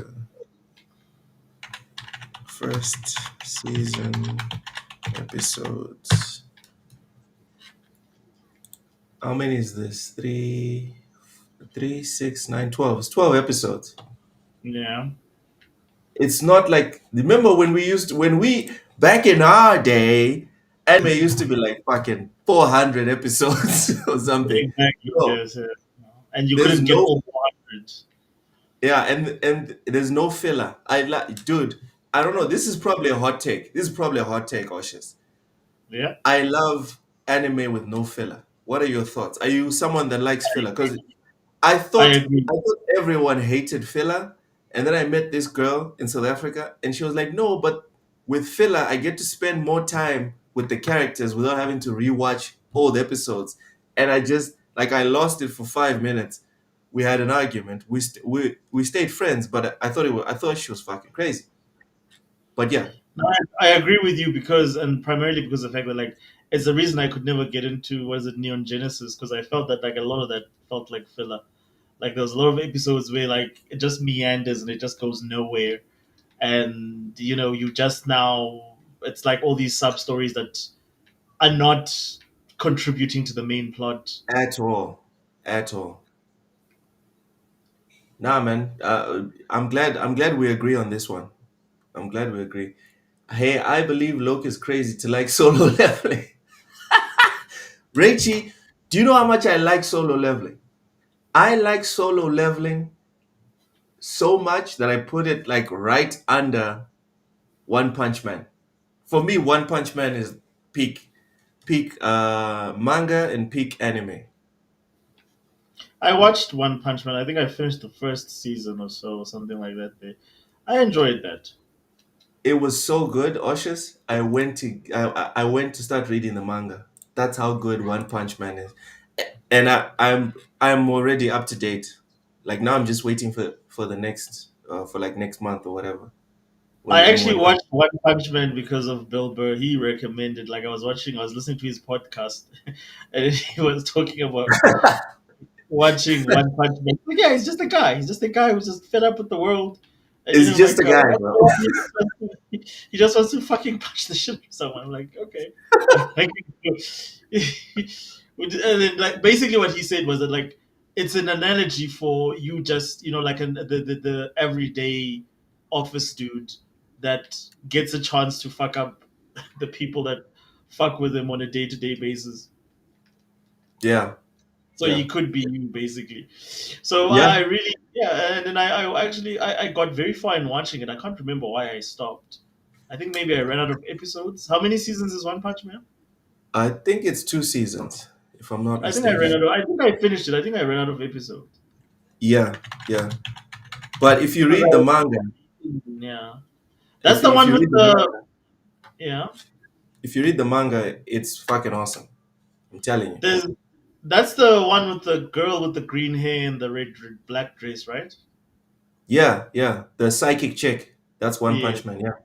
Okay. So Yeah. you sat there and you're like, wait, Bill motherfucking Burr is talking about an Yeah. anime. What Yes, is he this? was. And what did you Uh, think? Be honest.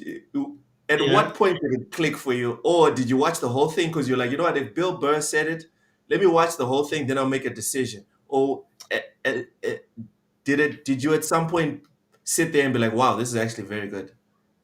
No, like I enjoyed it. Like I really had like I liked his how he described it, and I watched the first episode, and not really much happens in terms of. In fact, in a lot of the episodes, it's all about like the interpersonal things that are happening to him, and then the villain of the episode will, and the fight will go on, and of course, it all ends when he just finishes the episode. It's the way Bill Burr described it as this Yeah. dude going through the motions of his life. He's not really interested in anything. And when I watched it, it was captivating because he's very relatable because the shit that he's dealing with, as much as it might be abstract, it's the shit that you deal with in your job or in just in life in general. Or at some point in your life you dealt with. Yeah, it's the mundanity of your life and Yes. dealing with just that type of stuff. And I finished that. I think I really enjoyed it. I can't remember it very well because it was a while back, but I'm gonna do myself a favor and rewatch it. I think it's worth rewatching. Yeah. Yeah. Yeah. Dorian Gray. Oh, yes, Richie. The King engine is hilarious. Bro. And if you read the manga, like Oshus, you Yeah. watch Dragon Ball the Yeah, way yeah, the, yeah. the way most of Oh, us did. I'm not talking about 10 years later you watch the whole thing. No, no, no. You no, I watched never Dragon went Ball back. every No. single week. Yeah. You No, no, hated that's true. you dedicated an entire week to just hating Mr. Satan till the next episode, right? Yes, yeah. King is the One Punch Man's version of Mr. Satan, but Yeah. I love him so much. Dude, and when you read the manga, Oshas, it gets so much better. If you think it's good now, honestly, I'm just glad I spoke to the people that told me, dude, even if you like watching the anime and you don't want to be spoiled, trust me, go and read the manga. You're still Yeah. going to be excited for the anime.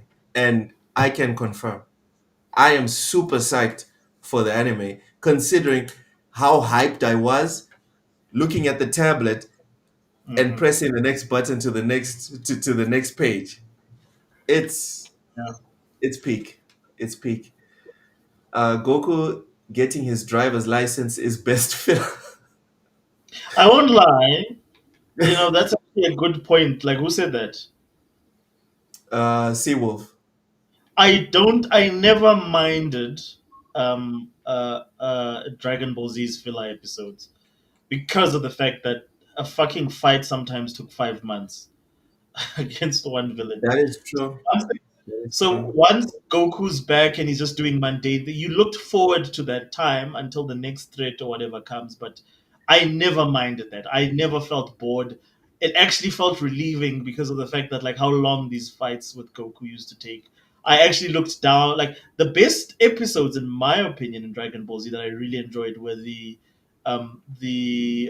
Vegeta filler episodes where he was just doing normal things and he wasn't being Vegeta, and then like sort of him and who's the wife? Is it Bulma. Bulma? Bulma. Yeah, and then they were getting to sort of like into developing that relationship together and whatever. I enjoyed that because you got to see a character in a very different and even at that age, like it was nice to see him in a different It was. state. It And was. because you knew something else was coming up, and then by the time that thing comes up, you know that all that build up is gonna count. Something's gonna happen to Bulma, and then now Vegeta's got an attachment to Bulma, and then he has to try and save her. Blah blah blah blah blah blah. But yeah, I thought that worked for me. I had no issues with that. Yeah. Richie says Tao Pai Pai has the best aura in anime. I wouldn't say he has the best, but for his time, it was pretty legendary with the whole Shaolin thing going on. It was pretty legendary. Filler is fine if it has character and world building. Exactly. You know what? Maybe I don't hate filler. I hate the filler that's like, oh, let's take the entire Bleach crew and put them in a random desert situation that has nothing to do with the story, and they're dealing with a desert tribe that doesn't exist or whatever, and it's like 7 episodes. I hate that stuff. I freaking hate it. Watch the original Ranma half. I think that's for you, Oshus. But please, first solo leveling. First solo leveling, Oshus, please. Is this on Netflix? Solo leveling. No, it's on Crunchyroll. Ugh, dude, I don't have Crunchyroll. I'm not a manga guy. I'm not a sorry an anime guy anymore.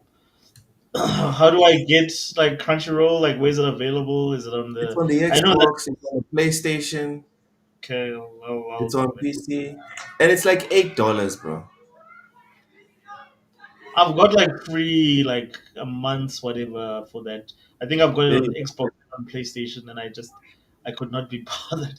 I'll give it a shot. Like Please. I sort of outgrew. Like I think I told you I outgrew anime a while back. Yeah, yeah, we've had this conversation, but for some reason I didn't bring up solo leveling at the time. Now I'm begging you, please watch solo leveling. I'd like to discuss it with you. All right, let's get to the headline. Let's get to the headline. The setting for the next Forza Horizon game has seemingly leaked via a car company. This is the problem with secrets.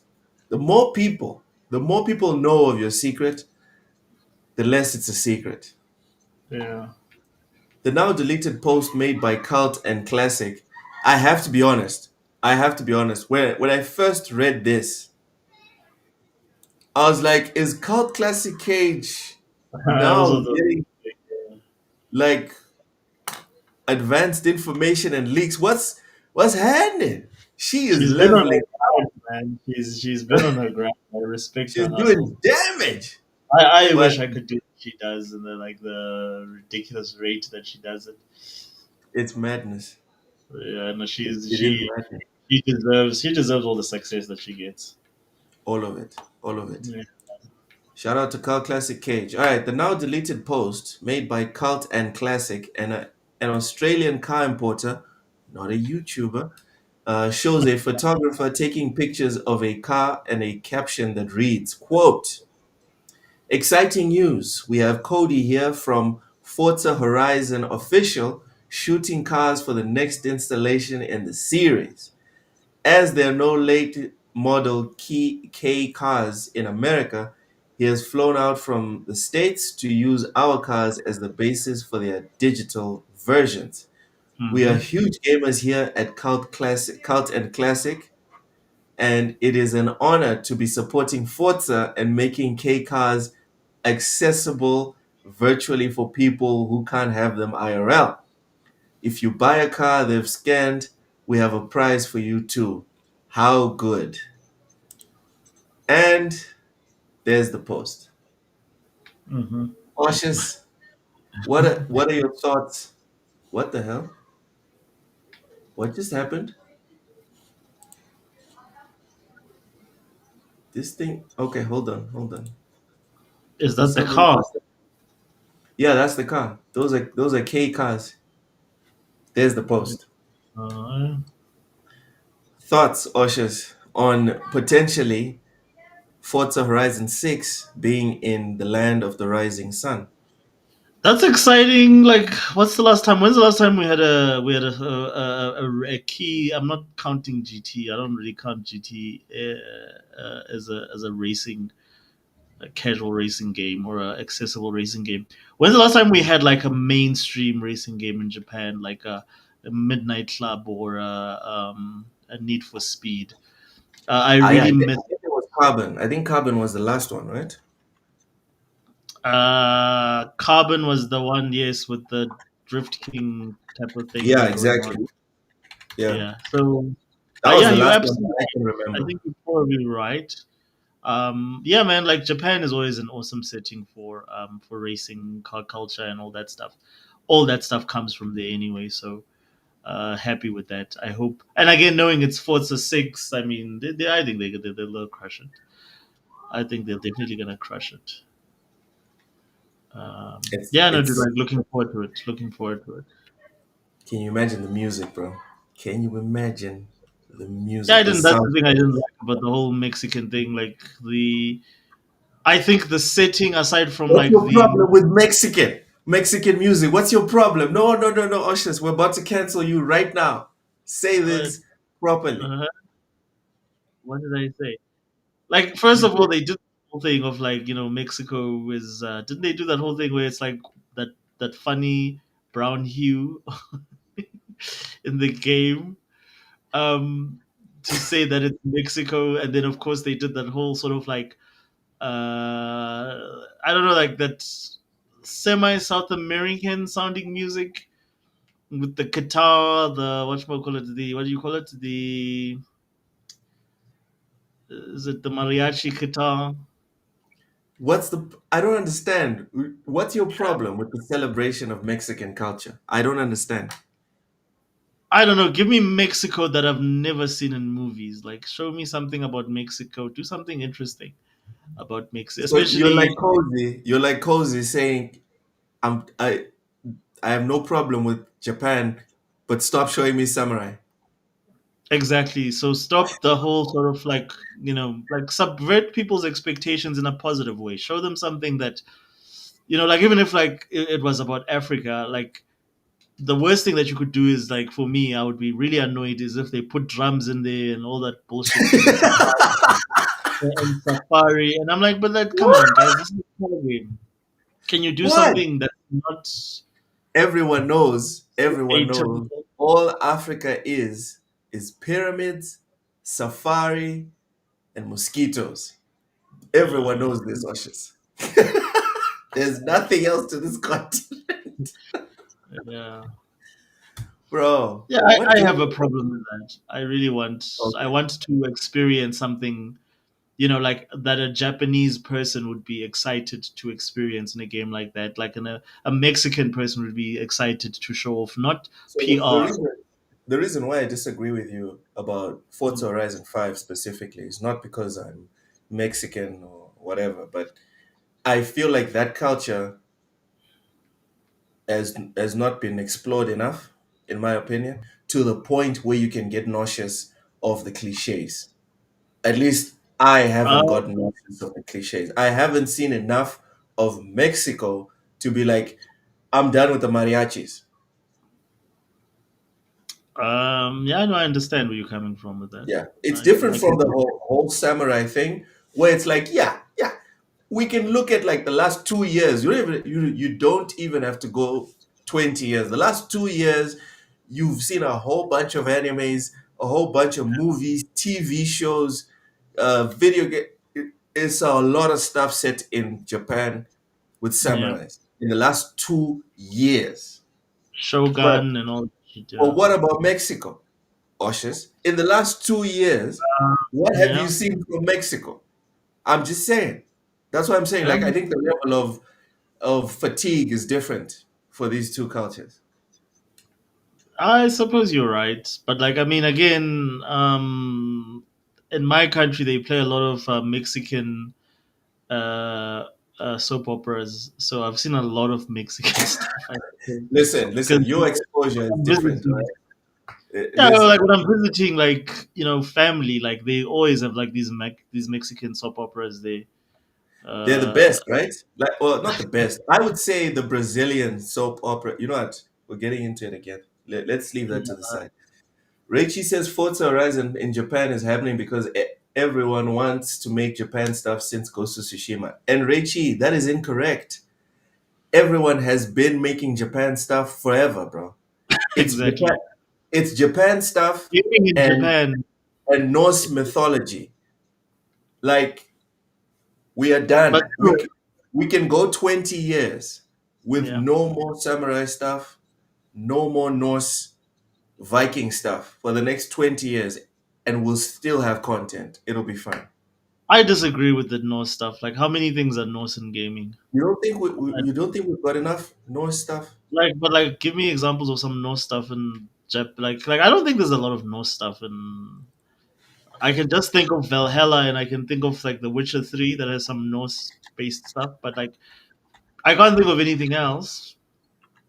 that is profoundly Norse in video games? Okay, here's a list. Age of Mythology 2024. Senua's Saga 2024. Okay. Asgard's, Asgard's Wrath 2 2023. God of War Ragnarok 2022. Oh yeah, you're Tribes right. of Midgard 2021. Valheim 2021. Assassin's Creed Valhalla 2020. Frost Rune, Smite, the Banner Saga. I love the Banner Saga, the turn-based and whatever. Song of Iron. Oshus, let's relax. And this is just video No, games. you're This is right. just No, I video agree games. with you. Yeah, you got me there. Yeah, I agree with Yeah, you. there's a lot. There's a lot. I didn't even know this as well. I was watching Asmongold and he was the one who pointed it out. I was like, hey, I love this shit, but damn, it's a lot of Norse stuff that's Yeah. out in media, not just video games. Dude, we can do this for TV shows as well. Oshus. We can do this for TV shows. No, no, I know in TV there's a lot of Norse stuff. Like, I mean, because it's Movies. Like I'm not trying to hate. I'm not Vikings. trying to Yeah, hate. I'm not trying to hate. I'm Vikings just tend to be a very, very, very popular subject when it comes to like film and yeah. cinema. But like, Here I we didn't go. think like actually when you mentioned it, like I didn't think. But when I started to think, especially on the PC front, there's a lot of shit about like Norse There's a mythology. lot. A lot of good stuff, right? But there's a Mm. lot of it. There's a lot. Yeah, Uh you need some more yeah, Zulu exactly. stuff. Dorian Gray says Baldur's Gate as well. Bro, Balder himself is from is from Norse mythology. Oshus, it's to the point that we know Norse mythology. Like we know it by heart. You know how we got tired of Greek mythology? Norse mythology is getting to that level. That's where we're at.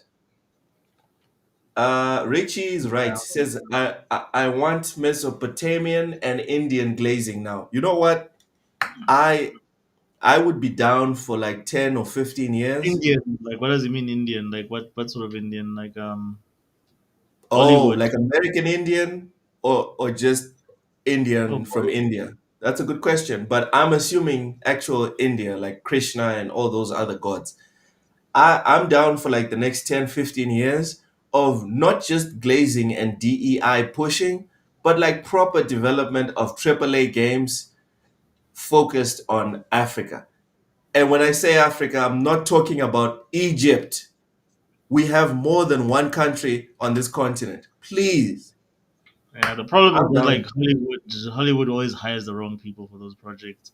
They always hire activists for some reason instead of hiring a person that actually has a great idea of a story happening in Africa. It'll always be some dumbass Egyptian. student that thinks like they. It's like I know you know the game. There's a game coming out. I actually know the developer. They're South African. The what is this game called where you have to steal artifacts and whatever Yeah, whatever. yeah, I remember that game. I remember that game. That was embarrassing to watch. I know the actual devs of that game, and I was like, Jesus fucking Christ. Why did you guys? I actually had a chat with one of the guys. I'm like, why did you guys like someone who's a close friend? And I'm Yeah. like, but what was your thinking going this direction with this game about? Why does it have to be about what you call Stealing. it, colonization and I'm like, you could have done anything. Like you're a South African company, you're a South African based company.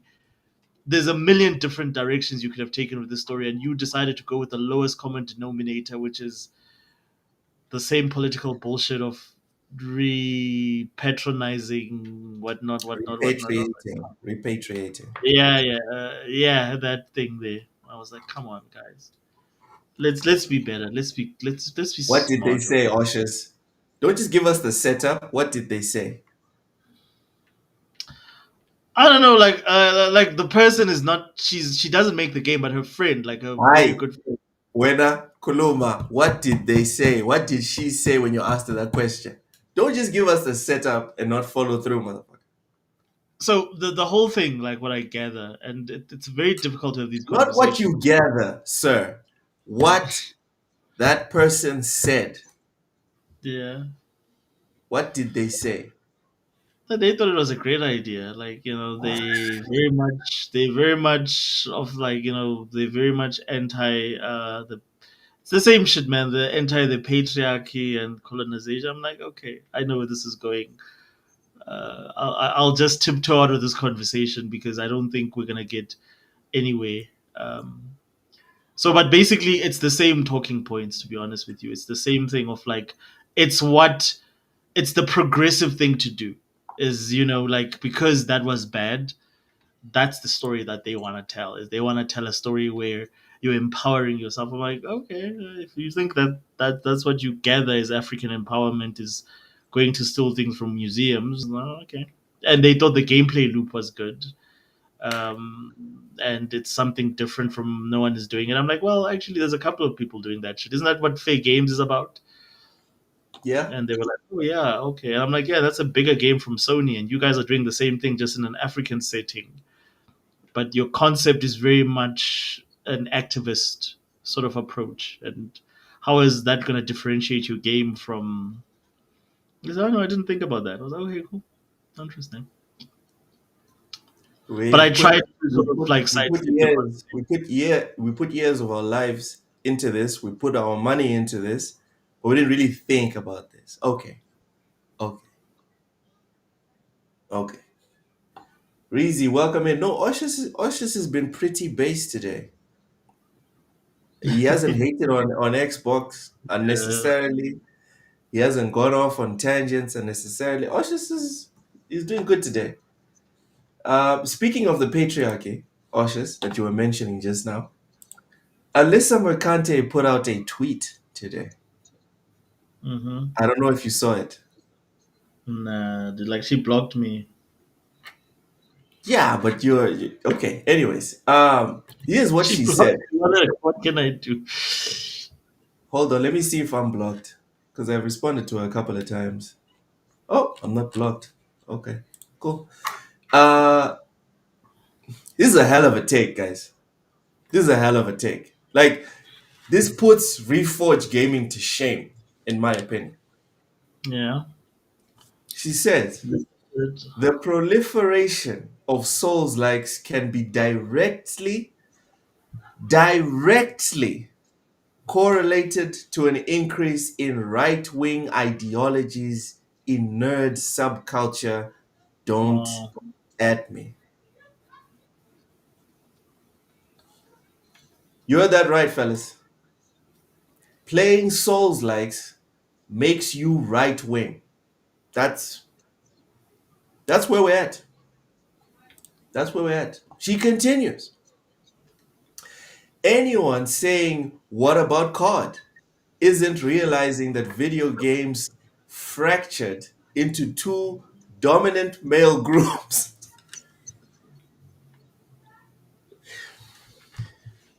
Alpha jock FPS gamers and beta get good Souls players. The latter is much more intrinsically tied to pseudo intellectual fascist ideologies. The former hoorah nationalism. These are video games. Guys, these. She continues.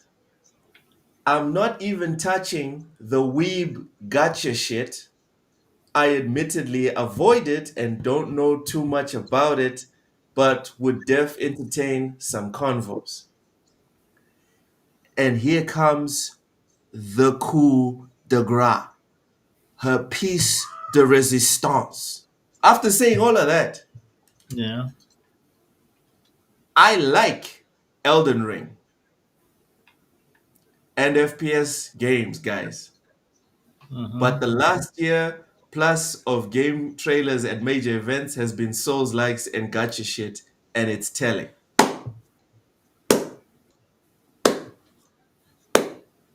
So all of Are you this, right? agreeing with that? Yeah. She says all of this, and then at the end says, I like Elden Ring and FPS games. Yeah. Oshus, give us your thoughts on this diatribe, I guess. Yeah, but like, so like, I'm just trying to understand. So, is like, are you agreeing with? Are you in agreement with what you say? I think she's mad. She's insane. This is crazy. to say that if you're into a specific genre, you're right wing, you're left wing. Yeah. That we are more we are more complex than that as human beings. It makes no what she's saying here is just I don't know, man. Like it's so dumb. I I I agree. feel We're in I agreement then. feel like I'm getting dumber trying to understand the dumbness that is being dumped on us.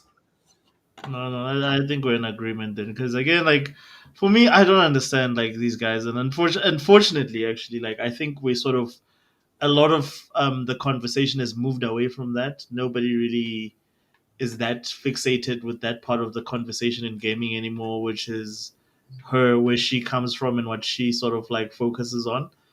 But yeah, no, like I completely agree with you. This is so silly. It's such a silly thing. I hate Souls like traditionally, and that's because I always say that like I grew up playing hard games, so I'm not fascinated by fighting a boss a million times because the graphics are better. I used to do that shit like like you used to do because most SNES games and sorry Nintendo games like TV games like from Yeah. from back in the day, the whole thing That's was what we about used to gameplay. call There was them. no That's what we fancy used to graphics. call them back in our day, TV games. That's TV what we used to games, call yeah. them. Like there was no fancy story. There was nothing. The whole thing was the gameplay.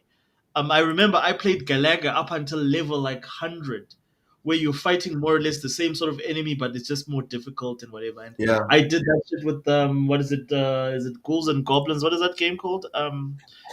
Where you run across and then you're just throwing the soul. Where you start, you can With the get your knight. armor. With the knight, Yeah, right? yeah. Yeah. So I played all those games. I grew up with all those games. So I'm not fascinated by challenging games. Contra. I want games Contra with good story. gets difficult Contra as at a well. Oh, especially the Super Nintendo Contra. That was super difficult. yeah. Until you learned the Konami code and you could get the 30 lives. So we grew up with hard games. I'm not fascinated by hard games. Do something else. Do something else to interest me. Put a hot chick in it. Put a hot chicken. And I'll play it as much as I played Wukong. That's Wu Chang. But okay. Sorry, Uh Wuchang. Vince But says you can't take someone seriously that loses a job at Kotaku. that's true as well. It's That's pretty a hard good to one. lose a That's hobby. a good bird. Yeah. I agree.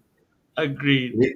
Ra- Rachie says, well, liking solo leveling, make yourself right wing. Okay. Okay. That's cool. That's cool. I appreciate you guys and I hope you guys never change. Thank you so much for all the love. Thank you guys. But Ushers, we agree that this is a madness, right? This is a madness. Well, again, this is the reason why we are where we are today is because of these people. They pushed people so far that we ended up in this situation we are today, politically across the world. It's just everyone can see that this is insanity. Like, what the fuck are you guys? Like, why do you want to put Also, everyone? and then she reveals herself in the comment section. Someone responds says, won't add, but color me curious. Perchance is this because of the whole quote, get mad until the problem is solved methodology of these games?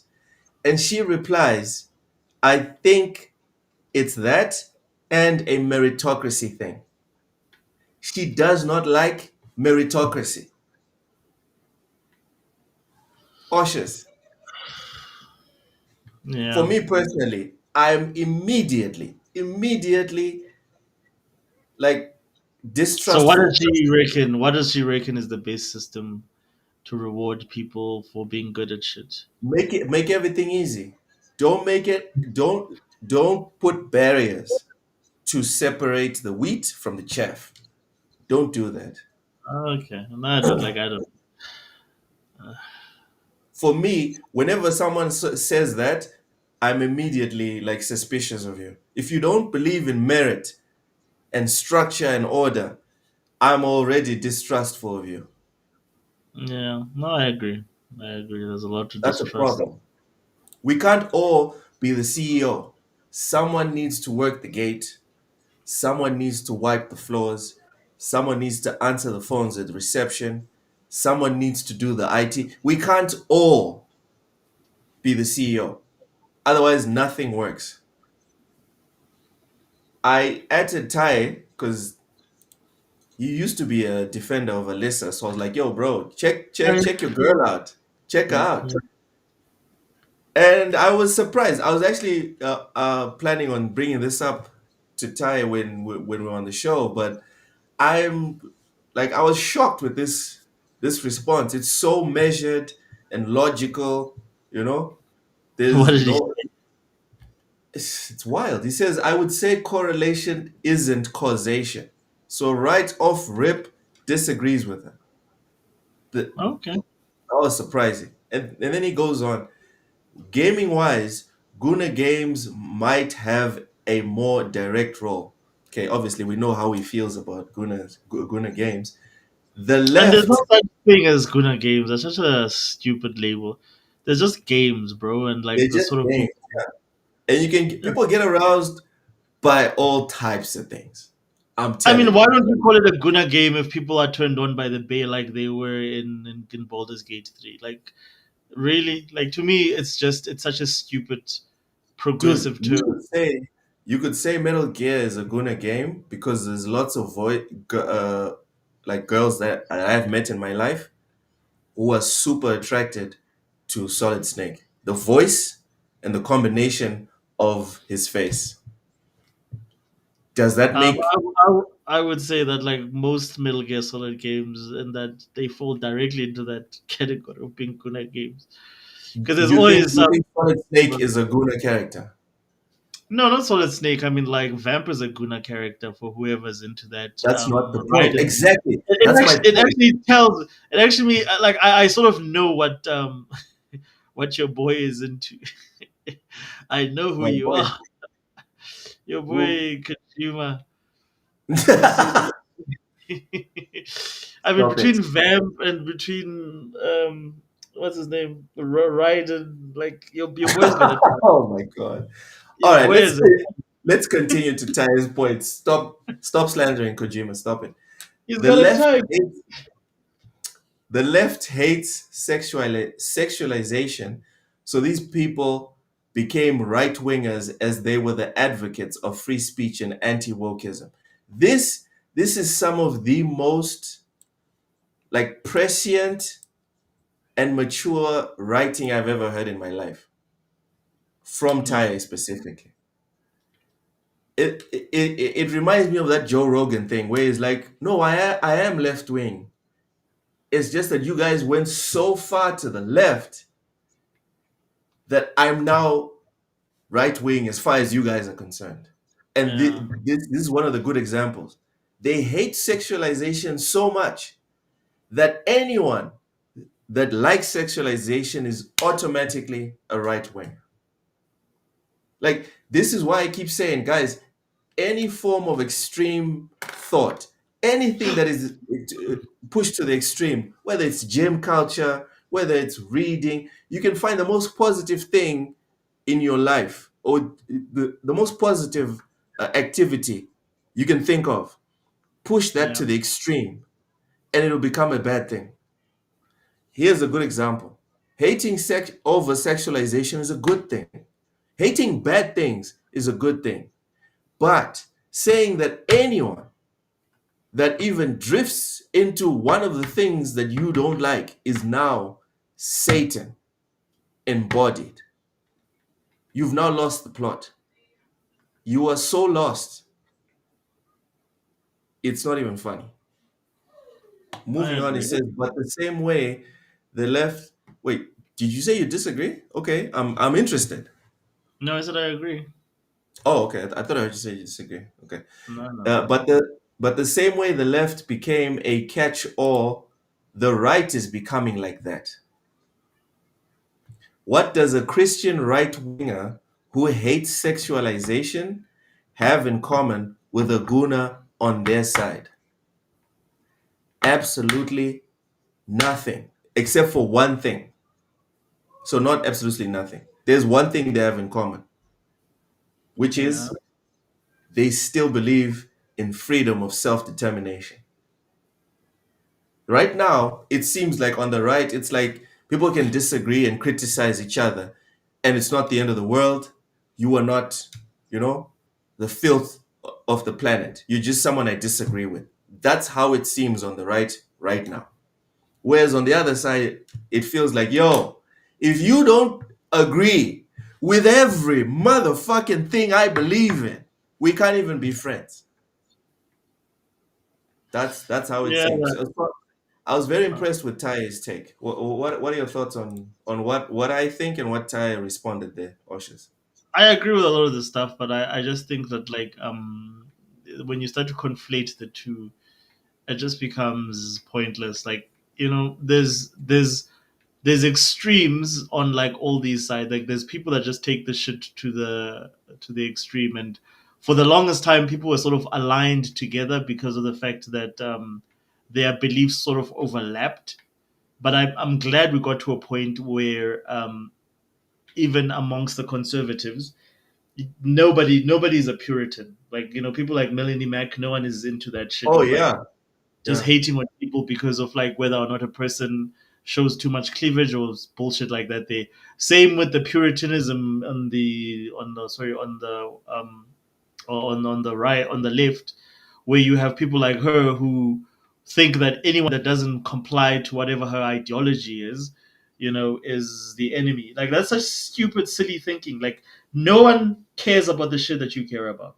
Stop trying to force people to sort of like comply, and if they don't comply, they're some bad guy.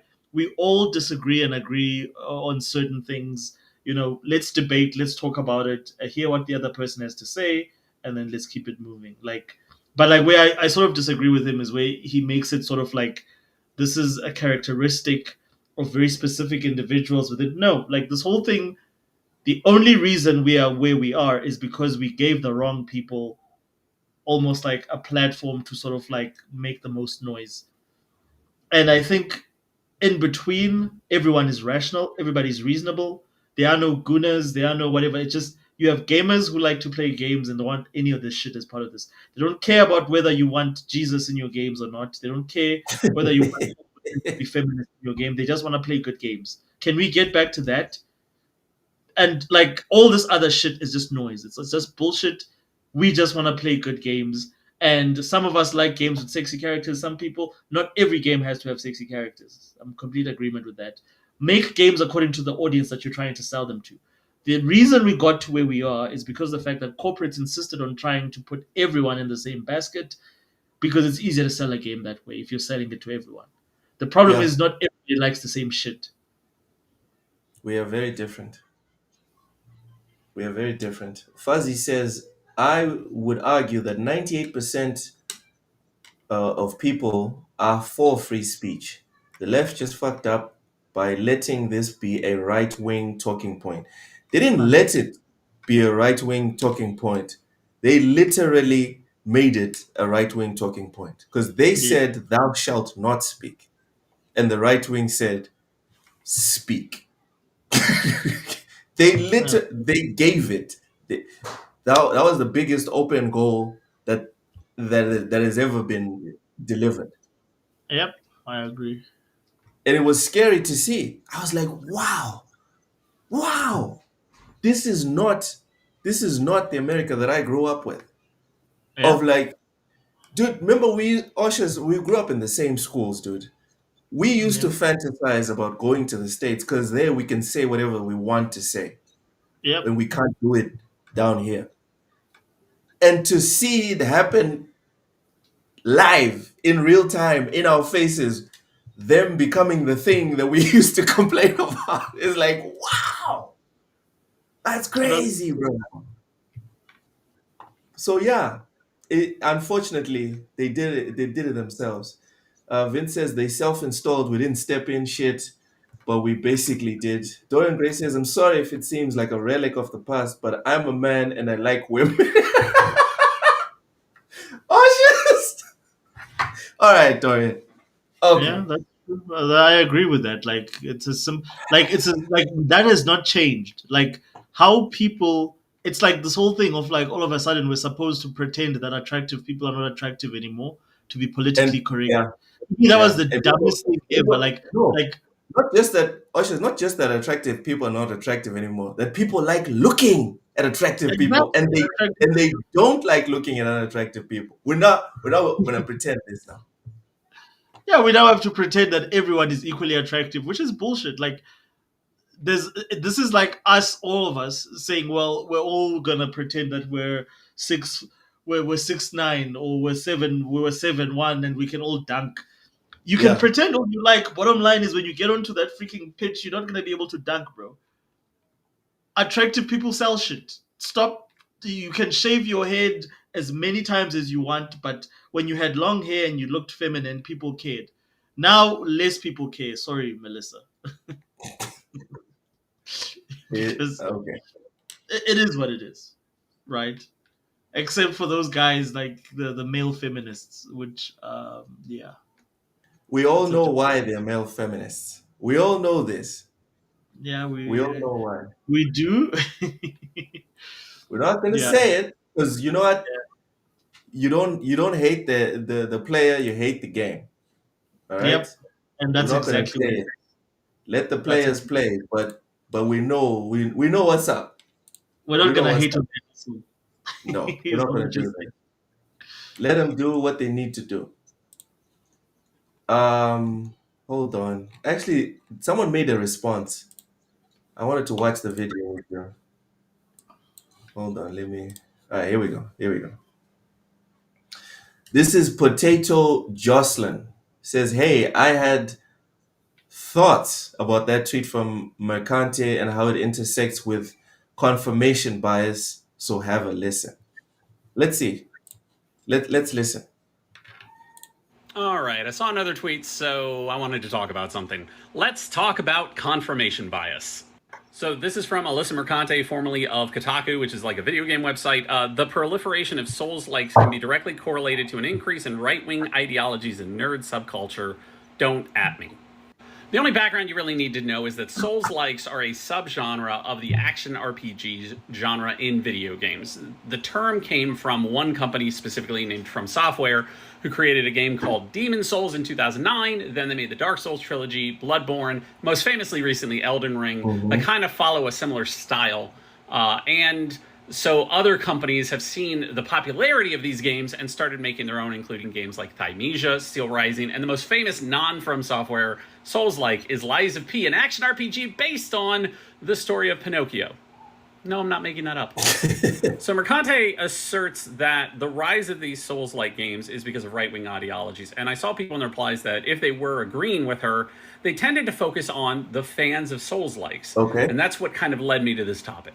You see, confirmation bias is a psychological effect where somebody, due to their preconceived notions or You start connecting dots that don't exist just so Yeah. the picture looks exactly like you already pictured, but now you want to paint something so we can all see the same thing that you already had in your mind before taking in the data. biases or prejudices, they see information and examples or whatever that confirm those biases, those Mm, prejudices, those preconceived notions, and their brain tends to reject information, examples, whatever, of anything that contradicts it. yeah.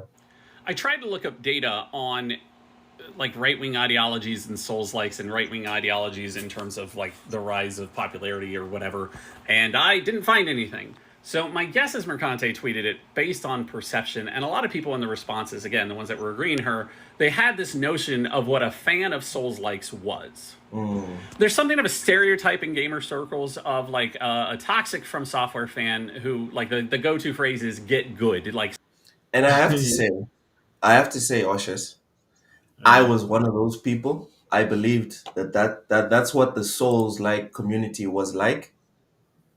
Um, Yeah. but with Elden Ring, I was more, how can I say it, like courageous in terms of reaching out for help, and the community like they embraced me so like I didn't expect it. You know Yeah. how warm the community is with Souls likes.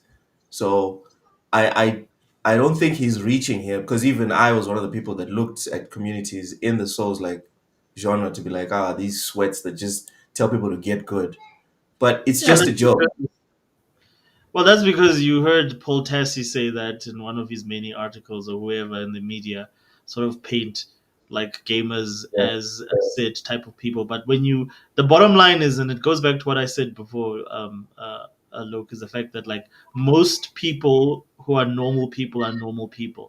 And Yeah. if you go into a community and it's something like the souls, like the one thing I love about communities like the souls like communities, that those people want more people to be part of that community. So the moment they see you're interested, it's the same even with games like Sea of Thieves. Like the moment they see, wow, this guy, like he's really interested, he wants to learn. I don't know how many times, even in like random multiplayer games, a dude will just approach me and say, hey, like, and they'll probably look at like my stats or whatever and be like, hey, do you want me to help you out level up? Like randomly just send me a message and I'm like, oh, okay, cool. Like I've done nothing. I've done like maybe we played one boss together and he saw that I was struggling and just offers me help. And that's people that's the community that we're part of. It's very open. And more people are like that than they're a bunch of Call of Duty lobby assholes. True. True. Dorian Gray says this game kicked my ass. I blame Trump. It's giving. It is giving a lot of I hate this genre because I'm not good at it. And now instead of accepting my shortcoming in this specific genre, it's now like some political situation. Like I've sat there and accepted, dude. Side scrollers, not for me. Not for me. But I haven't made it into misandry or anything or racism or whatever. It's just a genre that doesn't click with me, bro. That's really what all it is. But let's carry on with the video. Somebody using it as a pejorative, like, oh, you're not good at this game, you should get good. Ho, ho, ho. But that's the joke. It's an in joke. You have to be in to understand the joke. Mm-hmm. I didn't know because I wasn't in, but when I got in, I was like, okay, that's what it is. Yes, it's funny. And I actually have not been a fan of the genre myself very long. I played Bloodborne for the first time in 2022, and that's when I was like, holy cow, I really like this. And then I played pretty much all the other ones that From Software made in like the next year and a half. And what I found when I went online was actually a very supportive community of people who would celebrate success with you, encourage you when you're not doing, because the games can be kind of hard. Like they're not the hardest games, but there's definitely some bosses that'll test you. But they would encourage when things were going rough. They would give strategies, and there's even subreddits that are like just people willing to be summoned into your game to help you with a boss. Yes. Because there's a multiplayer element. Yeah. So which group is actually the one that represents Souls fans? Well, like anything, it's complicated. They both kind of do. Mm-hmm. So this is what I mean by confirmation bias. So there are people who believe that From Software fans are toxic because they see like in a social media thread like a bunch of toxic fans being like, "Ha get good. Oh, you're just not good at this game." Da da da. And so in their mind, Or it's like people that say PlayStation fans are toxic. When you go to the Xbox Twitter account, it posts something, and then you see like 50 toxic PlayStation fans. Those people are now PlayStation fans. They're now the entirety of the PlayStation fan base, as far as you are concerned. You are wrong. You saw that evidence. Right, confirmation bias. Yeah, it's exactly that. It's confirmation bias. That's all it is. confirms that fans of Souls-likes are toxic, whatever. I'm going to use a more neutral example to make my point. So, hi, Taylor Swift fans. Nice to see you. Nice to meet you. Actually, These do you like fans, yeah. Do you like Taylor Swift? I don't know a single Taylor Swift song, unfortunately, so I can't say I like anything by Taylor Swift. It's like, yeah, I'm completely like not within that ecosystem. It's not my it's not my natural habitat. We can agree. like a couple of Taylor Swift songs, but I kind of see this online a bit too because let's be honest, sometimes, as with any community, there are some toxic fans who, like, if you lightly criticize Taylor Swift, they will kind of congregate in a comment section and get a little out of hand. But the thing is, that isn't necessarily negative of all of Taylor Swift fans. The only thing we can really say, like, demographically, most Taylor Swift fans are women. But beyond that, Like, we don't have data on, like, personality habits, those sort of things. It's such a strong notion. When you see like 1,000 people in a comment section doing this It behavior, seems like it's easy to forget that 1,000 people are actually not a big representative group. mm, And in social media, especially, it's a self selecting group of people who are more active online and more prone to find that content. there you This is go. not a simple random sample like what you would do in a statistical analysis.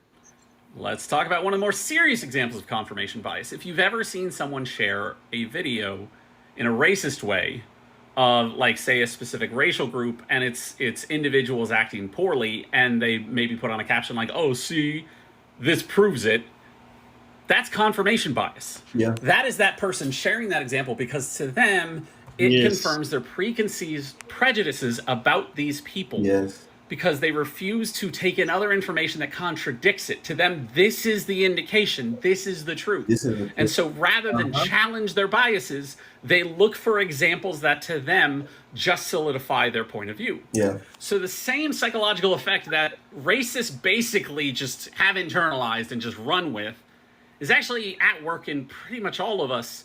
And if we aren't careful, if we aren't conscious about it, it's pretty powerful. Online. Like I said yesterday, we need, as adults, we need to constantly be at peace with divorcing our feelings from the information in front of us. That's the best thing you can do. Because what creates prejudices, at least in my opinion, is feelings. You feel a Yeah. certain way, so you look for information to validate your feeling. Hmm. I agree. Let's talk about some examples you might see more commonly that are less odious or obvious. Men are trash. Women are crazy. This Okay, hold on. All right, I'm not gonna say it. I'm not gonna say it. I'm not gonna say it. septum rule, the septum piercing rule. People who talk about people with non-traditional hair colors. Or hairstyles, non-traditional hairstyles. Yeah. These are examples of trends and comments you'll see when somebody has basically just given up on their biases and they've internalized it. But what if you have all the red flags, Oshas? What if instead of just one, you have all of them? Can I not make a preconceived like notion of you as a human being when I see all of the red flags on one single person? But again, like until you talk to that person and you know who they are, I don't think you can. I think every single human being, from the virtue of just being a human being, deserves to be given an opportunity in the sense that get to know them first, and then you can decide, make up your mind. But don't make up your mind based on beliefs that are in your head and your experience with certain people because that's what you saw from that person back then. That has nothing to do with this person that's maybe in front of you right now. Judge everybody by by like how they treat you and like what your interactions with them is, Okay. not what you think about the group. That's such a silly thing, man. All right. All right. All right. All right. Dorian Gray says, I love Taylor Swift. I just want to climb that tree. Listen, you do you, brother. I won't judge you. I won't judge you. Fuzzy says, the loudest people on the internet are always the dumbest. It's like 98% of Twitter these days. Just Um, to that, yeah. Richie wants to know if this info will help him get more FPS in his game. No, no, no, no, it won't. I still to this day treat everyone individually. Victor Vega, cheers, buddy. Have a good one. All right, let's finish this video. And they only see things that confirm their prejudices, biases, and their preconceived notions. Yeah. So this type of stuff bothers me. Like Mercante's tweet, I couldn't find any data. So when you make these sweeping generalizations based on perception, human perception is actually one of the least reliable things out there. Yes, Our memories, our ability. Sorry? that is super true. That most of the shit that we see or we perceive is made up by our minds. It's not real. It's not what actually happened. It's 9 out of 10 times it's never what happened. Damn. It's all Damn. perception. to It's see all in your mind.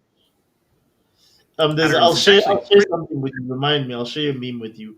Not even a meme, but like a study like that these guys did, and then they it literally proves that.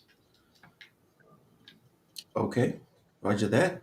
pretty suspect at times. If you're not very active, it's easy for it just to kind of take over how you view things.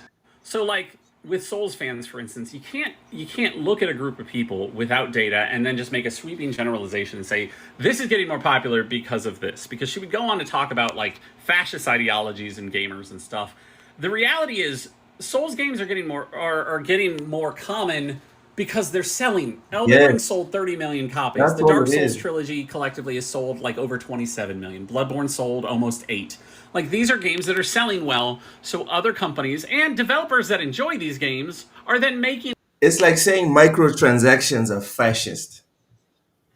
My guy, microtransactions are everywhere because they sell. That's all it is. They're just microtransactions, dude. That's all they That's are. all it is, bro. It's just a genre people like. their own versions. Lies of P has sold over 3 million copies, which for a small dev, that's great. So I really wanted to talk about it. It's not just about Mercante's tweet. It's not just about any individual thing. It's a pattern I see online, and it just bothers me how much we give into it. And I feel like if we don't talk about it, it's only going to get worse. The reality is, and this is true of me as of anyone, we need to be willing to look at our own preconceived biases, notions, and prejudices and really decide, are we seeing the truth, or am I allowing myself to see patterns that may not be as broad as I think they are? Are they really indicative? I kind of disagree with them. I do believe they are patterns. I believe they are averages. I believe there are logical conclusions that can be made. But are you That basing that on say? Are you basing that on data, or are you basing it on conviction? That I think is the biggest differentiator. If it's based on no, data, then you'll always be able to substantiate why you believe that about and actual data, not racist data. Like I see so many people that like to make like like stereotypical remarks about other groups that they're not part of, and not like no, I'm like, saying I come to conclusions about individuals based on averages. Like for example, you yeah, said no, even if someone has all the red flags, you can't you can't make any preconceived notions about who they are and what they believe in. 100%.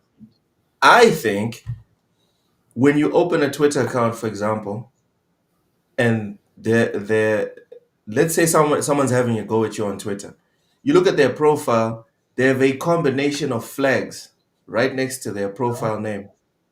Oshes. Look me in the eye right now and tell me you can't make any preconceived notions about what this person believes in. Well, it And you know depends which on. flags. You Yeah, know which flags I'm talking about.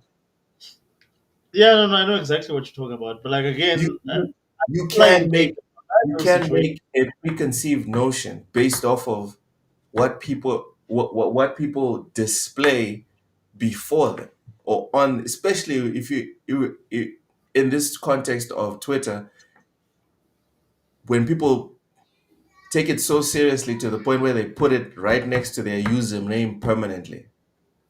But a lot of people do that with a lot of things. Like that's like me now being from the Middle East and seeing someone with an American flag next to their name, and maybe my area has been a victim of America or whatever. Like, am I now gonna assume that everything that's bad about America they also encompass without talking to them? Like it's No, no. Now you're being just willfully disingenuous. This example that you give makes no sense okay. Why? because at no point is it uh, an outlier behavior for Mozambican to have the Mozambican flag on their on their profile, except in the UK What where about? I'm just for talking about some like reason, not speaking. for I'm talking some about reason America. flying the local colors in the UK is against the law, but that's a discussion for another day. The specific example that I'm using, for example, is Yeah. two flags that I think cannot be next to each other because their existence cannot be tolerated in the real world, which is the trans flag and the Palestine flag right next to each other. on the What same if, profile. Like if you think these two can sit next to each other and it's fine, for me at least, you're someone that denies reality, and okay, so that, that's I think you make something a very different point than what I was making. very scary to me.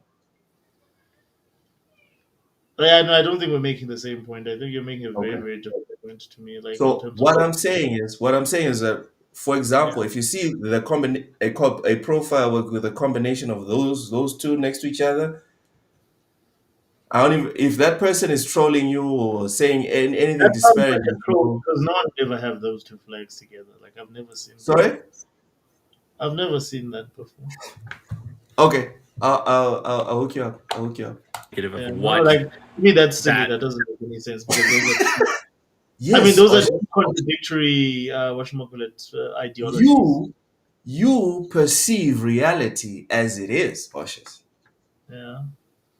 That's what I'm So saying. if Like someone wanted to do before, that, I when would you, first think of them as a troll. But if they were able to convince me otherwise in their conversation, that's fine. Maybe that's what they believe. yes, Weird, but weird you, place to with be. the information that you have learned, that you have observed, you have come to the conclusion that most of us has come to, which is these two are not compatible. No, it's like my man having the Pan Africanist flag next to you know what from Germany. You can't do it. You How just many can't. times have you So run into that situation? That's all I'm saying is that like it's very unlikely that you're gonna. I've never seen that.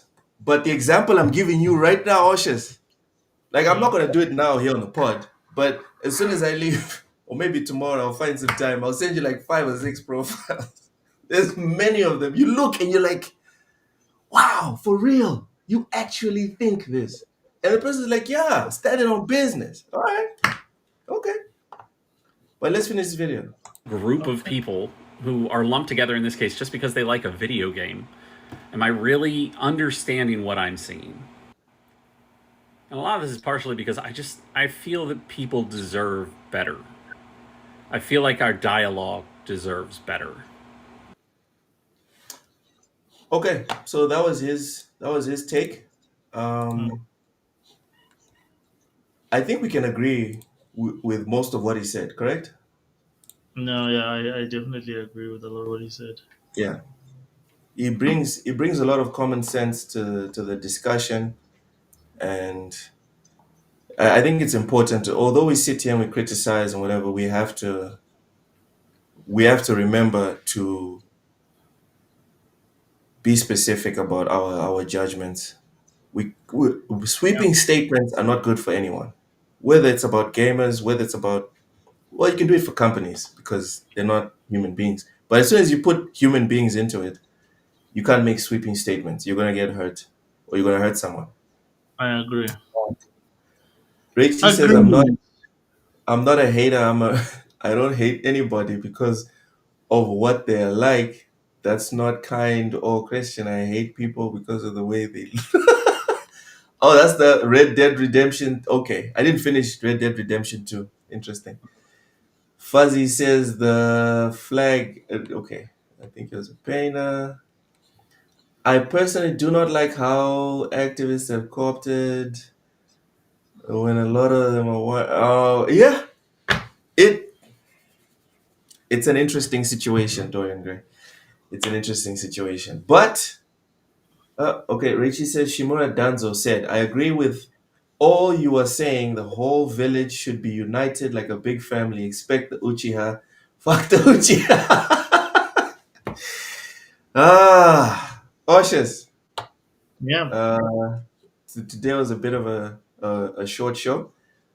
But tell everyone where they can find you and what you're up to, etc. Plug your yeah. channel. So Oz the Wiz here on YouTube and or Osha7. Either way, you'll find me. Same with Twitter, Oz the Wiz or Osha7. Yeah, those are the two platforms I primarily I'm primarily active on, and I'm definitely going to be putting up something by tomorrow. My Xbox video should be up, and I want to do something on like the sort of games I enjoy. I want to do like not a review But I want to find something interesting to write about both Wu Chang and Stellar Blade, and even what's this other one? Space Marine. Nice, nice. So you're gonna put out some positive content. Not the Xbox stuff. That's the fuck Xbox. That's So like, no, I'm really. kidding. No, I was hopeful. it will have like, look, my stuff is I'll try as much as possible to be objective, in the sense that depending upon what you're there for, there will be positivity. I'm not just gonna be shitting on a. There's no point in just shitting on something without actually giving context and some of the positives. It just becomes stupid. Okay, okay. I'm looking forward to it. Because after what Ty said about legendary drops, I can. I'm purposefully looking for more positive news or positive outlooks on certain stuff. Sure, the industry is in shambles, but not all of it is in shambles. And maybe we need to, balance the diet a bit. You know what I thought we should have spoken, and actually I wanted to bring it up, is that PC gaming is not doing amazing either. PC gaming is pretty shit right now. There's so many Why issues with why is it PC gaming shit? Why is it shit? because of all the same issue. It's the same thing of having what is it, Nvidia becoming like the biggest company in the world. It's Mm-hmm. completely created an imbalance where everything is now focused on AI. Instead of better graphics cards, it's all about AI, and that's really fucked up gaming. And I think this is something that we should talk about at some point in time. Is like, how has, as much as console gaming is in a tough spot, PC gaming is in just a rough spot. It's not kumbaya over here. Like, graphics cards are more expensive, and they're probably going to get more expensive than ever before. So coming into PC gaming is not as easy as it was, or as accessible as it was in the past. The main players, which is AMD, Nvidia, Intel, they're all going through all sorts of shit as well. So Look at the um, screen right now. Look at the screen right now. yeah, so it's stuff like this, dude. Like, it's and the whole thing of all the major players, Microsoft, Nvidia, AMD, all being focused on AI is gonna fuck PC gaming up. So I what don't I see. want, Oshus, next week, I don't want you to just say this is a bad thing. I want you to specifically explain Yeah, why the easy. focus is a bad thing. Like take notes, put up a What? fucking A, Excel sheet you know, and break it down. Because just why saying AI? something, okay, Are you talking about specifically? You want me to go research AI and yeah, gaming? and why it's a bad thing. I mean, I can just start with graphics cards. I mean, you remember that meme back in the day about the fact that you could download memory. Yeah, You could literally, what Nvidia is doing now, you could download frames to make your game better, like with frame generation. Literally, the whole thing is about. It's not about like how much, and again, unless you're into that whole thing, it's going to be hard to grasp. But today, a lot of the games, a lot of the technology, a lot of the graphics cards that they're selling you on the back of the fact that no, the hardware cannot give you 60, so 120 frames, but AI can generate fake frames for you that will get you to 500 frames per second. and you have okay. Wait. So the hardware can do the work, but it only does it if you pay Nvidia more money. If you buy the latest Nvidia graphics card, so your hardware that you're using cannot generate fake frames, right? In other words, all the frames that you're seeing are frames that the hardware is working hard to produce. Okay. What Nvidia is selling graphics cards on now is the fact that something called frame generation.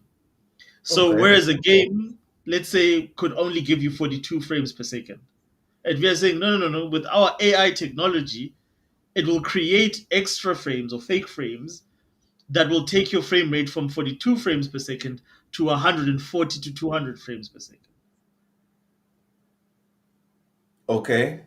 So we will then charge you an extra $100 for shit that we did on software instead of, um, Oh. making iterative actual Wait. technological So is this changes. $100? Is this $100 baked into the price, or do you have to pay the $100 after buying the No. graphics card?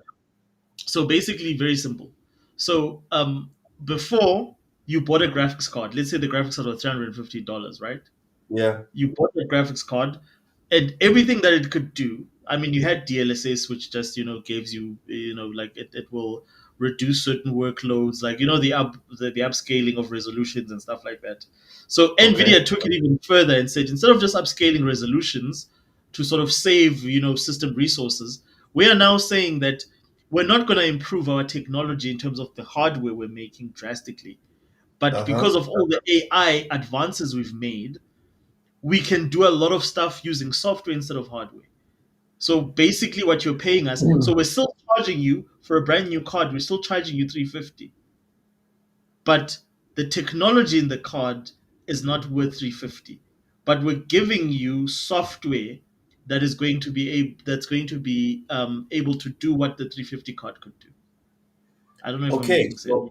So what I'm saying is, after I pay the 350, will the card do the 100 frames per second Yes, u- no, no, no. Like, yeah, it will do using that. AI? Yes, instead of And I don't doing have to, hold on, I don't have to give them another dollar after the no, no, 350. no, you don't. No, you don't. I don't However, see I don't see why this is a bad thing. so like, let me just give you an example, right? They're Okay. not giving you actual. It's like me saying to you, like, what's a great example? But like, it's basically me saying that we're not making any increments in our technology in terms of the actual hardware that we're selling you. All the increments are based on AI, but we're charging you for cards the same way we would charge you Okay. if we're making these advancements based on hardware. Cautious. Cautious. I bought the card so I could play Metal Gear Solid Delta at 100 frames per second. How the card does 100 frames per second is just a technicality I don't care about. It's not a technicality because you're not getting the same quality. You're not getting there's latency. So There's it's a lot not of things. 100 frames per second. No, you're not getting a real. They literally asking, like the example I made before. They literally selling you. They say you can download memory for your computer. Now you think about it logically. Can you download memory for your computer unless you're being fucked over? Like It's there's some OneDrive. sort of Hold sorry, on. We have been downloading memory for computers for years. It's called OneDrive. It's called Google not Drive. storage capacity. It's called You're all of these downloading. cloud bullshit No, that you're not instead downloading of having RAM. hard drives that we own, we now upload it to a place that doesn't exist, that Can we you can can't you download interact RAM? with. Can you Huh? download RAM? Can you No, you download can't RAM download to make your computer work more efficiently or faster? Not yet, no. But Nvidia is doing is basically they're saying, listen, And that's what I'm you can saying, download. Oshers. They're saying this thing that is suspicious, right? We're together. They're saying Yeah, that your current hard drive can only do 60, but yeah. we can make it go 100 if you click this button on your hard drive. What I'm saying is, when I click it, does it go to 100?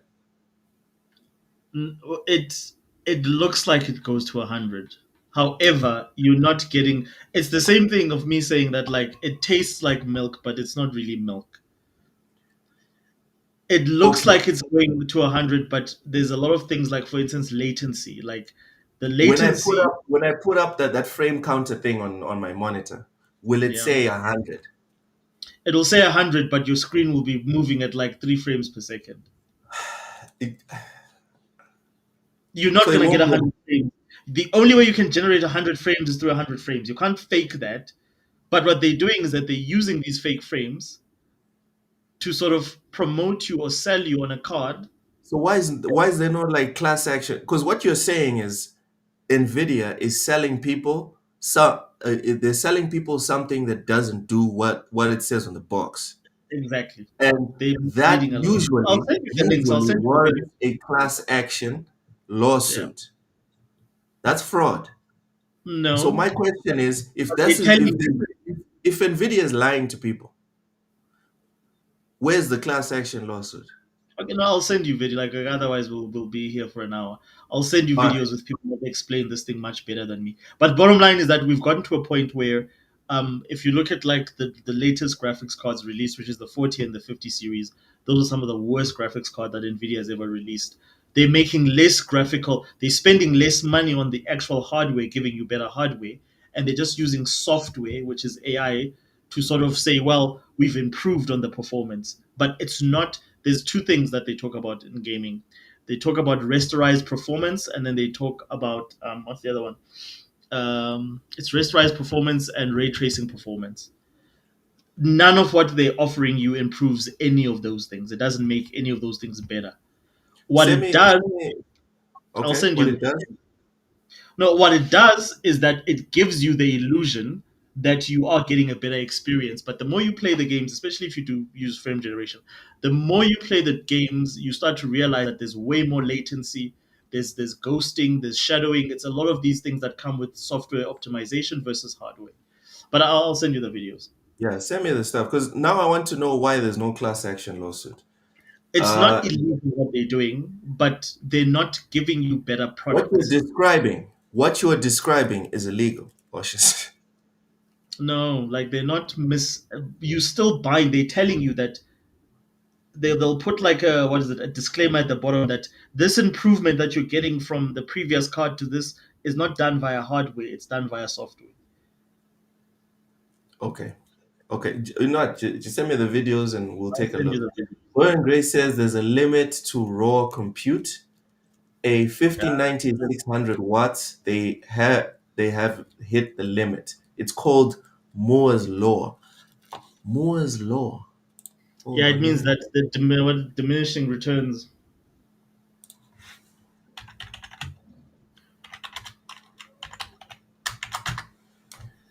Uh, Moore's law is the observation made by Intel co-founder Gordon Moore that the number of transistors on a microchip roughly doubles every 2 years, while the cost remains the same.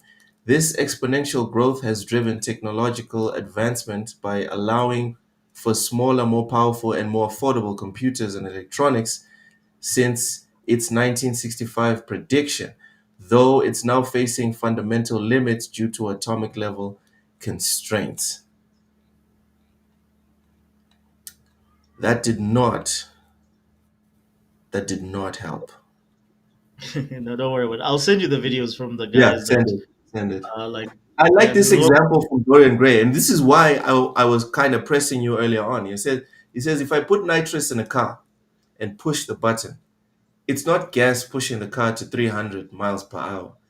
Is is the nitrous is oh it's the nitrous that's pushing the car. Is that fake?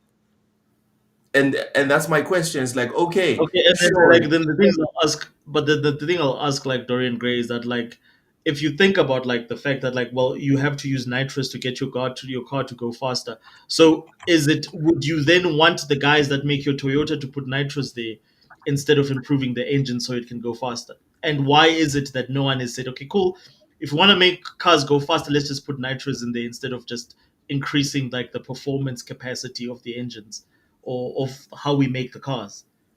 There's a reason nitros are illegal is because of the fact that you're trying to cheat. You're trying to you're literally taking a shortcut from A to B. That's not sustainable. So that's a good example, but I'm just saying All it's this just business, bro, don't come to me with sustainable and sustainability. I done heard the play do the you have how many impact. okay, do you have nitros on your car right now, bro? Do I have nitrous in my no? You know what I Yes. do have? I have a turbo in my car. The But engine that's for over the 5 years. Defender, the engine for the Defender came standard, and then they implemented a turbo onto the engine. So I would say maybe the turbo is the example here for this AI situation. and I have no problems with my turbo. It works just fine. When I'm in the city, everything's fine. As soon as I put it into fourth and fifth, you can hear that baby purr, and it's fine. Okay, cool. No, like It I'm not feels gonna argue. it's Yeah. pretty sustainable. Okay. So, but like, so would you then agree that like when we look at other AI increments, would you think they are just like, for instance, AI art, for instance? Do you think that is a justified way for art to improve? And that if you like, for instance, if I sell you a painting done by an AI versus a painting done by a person, those things carry the same value in terms of artistic integrity? I would say they don't. I would say they don't. And what I would add to that is that bad consequences coming out of a good innovation has happened all the time. There's No, I'm no not talking about. innovation. Hold I'm on, talking there's about no the quality of innovation. the product. I'm not even talking about the quality. You're trying to bring up how negative AI is as an innovation. And No, what I'm I'm trying saying to bring up, okay, is okay. that, dude, like if you're going to take if you're going to take shortcuts using AI to produce something that is substandard and sell it Thanks, as if Fuzzy. you're selling it, that's all I'm saying. Like they're using fake flour. They're telling you that it tastes like real milk, but they're not using real milk when they're making your cake for you. And eventually the consequences of it not being real milk, they bear fruit. You start to see the fact that no, I'm not getting the same product, but I'm paying more than I did when I was paying for the legit product. So they're saving money from a business perspective, but they're not selling you the same quality of a product that they did. When something is made from hardware, it's built for that hardware. It means that you get more longevity from your card. It means that you get better performance across more games. All this AI stuff that they're putting in there, it's not even guaranteed across all games. It's specific games. So you're getting a product that can do less in terms of from a hardware perspective. And even the stuff that it does with specific case scenarios and specific games. But they're selling it to you as it's a better product than the thing that they sold to you before. Meanwhile, the thing that they sold to you before does all the other stuff. I'll watch the videos you send me. I'll watch them. Fuzzy says, "Did you see the Bungie CEO step down?" Uh, before we even get into the article, Oshas, maybe I'm wrong, but Bungie has been cooked for a couple of years now, in my opinion. The whole company's been cooked. So seeing this is not a big shock. Yeah. What are your thoughts? I mean, like Bungie was cooked when they were bought by Sony. They they did a lot of like again cooking of their own books in terms of like Yep. presenting themselves as much more viable than they were as a company. They had a lot Yep. of issues even before they were bought by Sony. It's the same reason, and like, Taye is very well versed on this subject matter. And he made the example of the fact that like before they were bought or before the deal went through, excuse me, Microsoft didn't want to buy them because of the fact that Microsoft looked at their books and saw that no, this is not a Microsoft. I repeat that, but like they saw that it was not Wow. Talk they were about not a viable, hater. that they were Jeez. not viable financially. So um, so I know, dude. Like I can believe everything that's been said about them. Hey, Oshas, you're a proper hater, bro. God damn. I You're try. a proper hater. God. Wow. Let's see if there's anything interesting in the article. Bungie CEO is leaving after 23 years. Take over. Halo struggles with flagging interest in Destiny 2. Delayed launch of Marathon. Yeah, you know what? It's that, guys. We don't have to like over discuss this one. The whole thing's cooked. The whole thing's cooked. Now we're just waiting for Sony to officially fold them into the PlayStation family. Take this thing apart.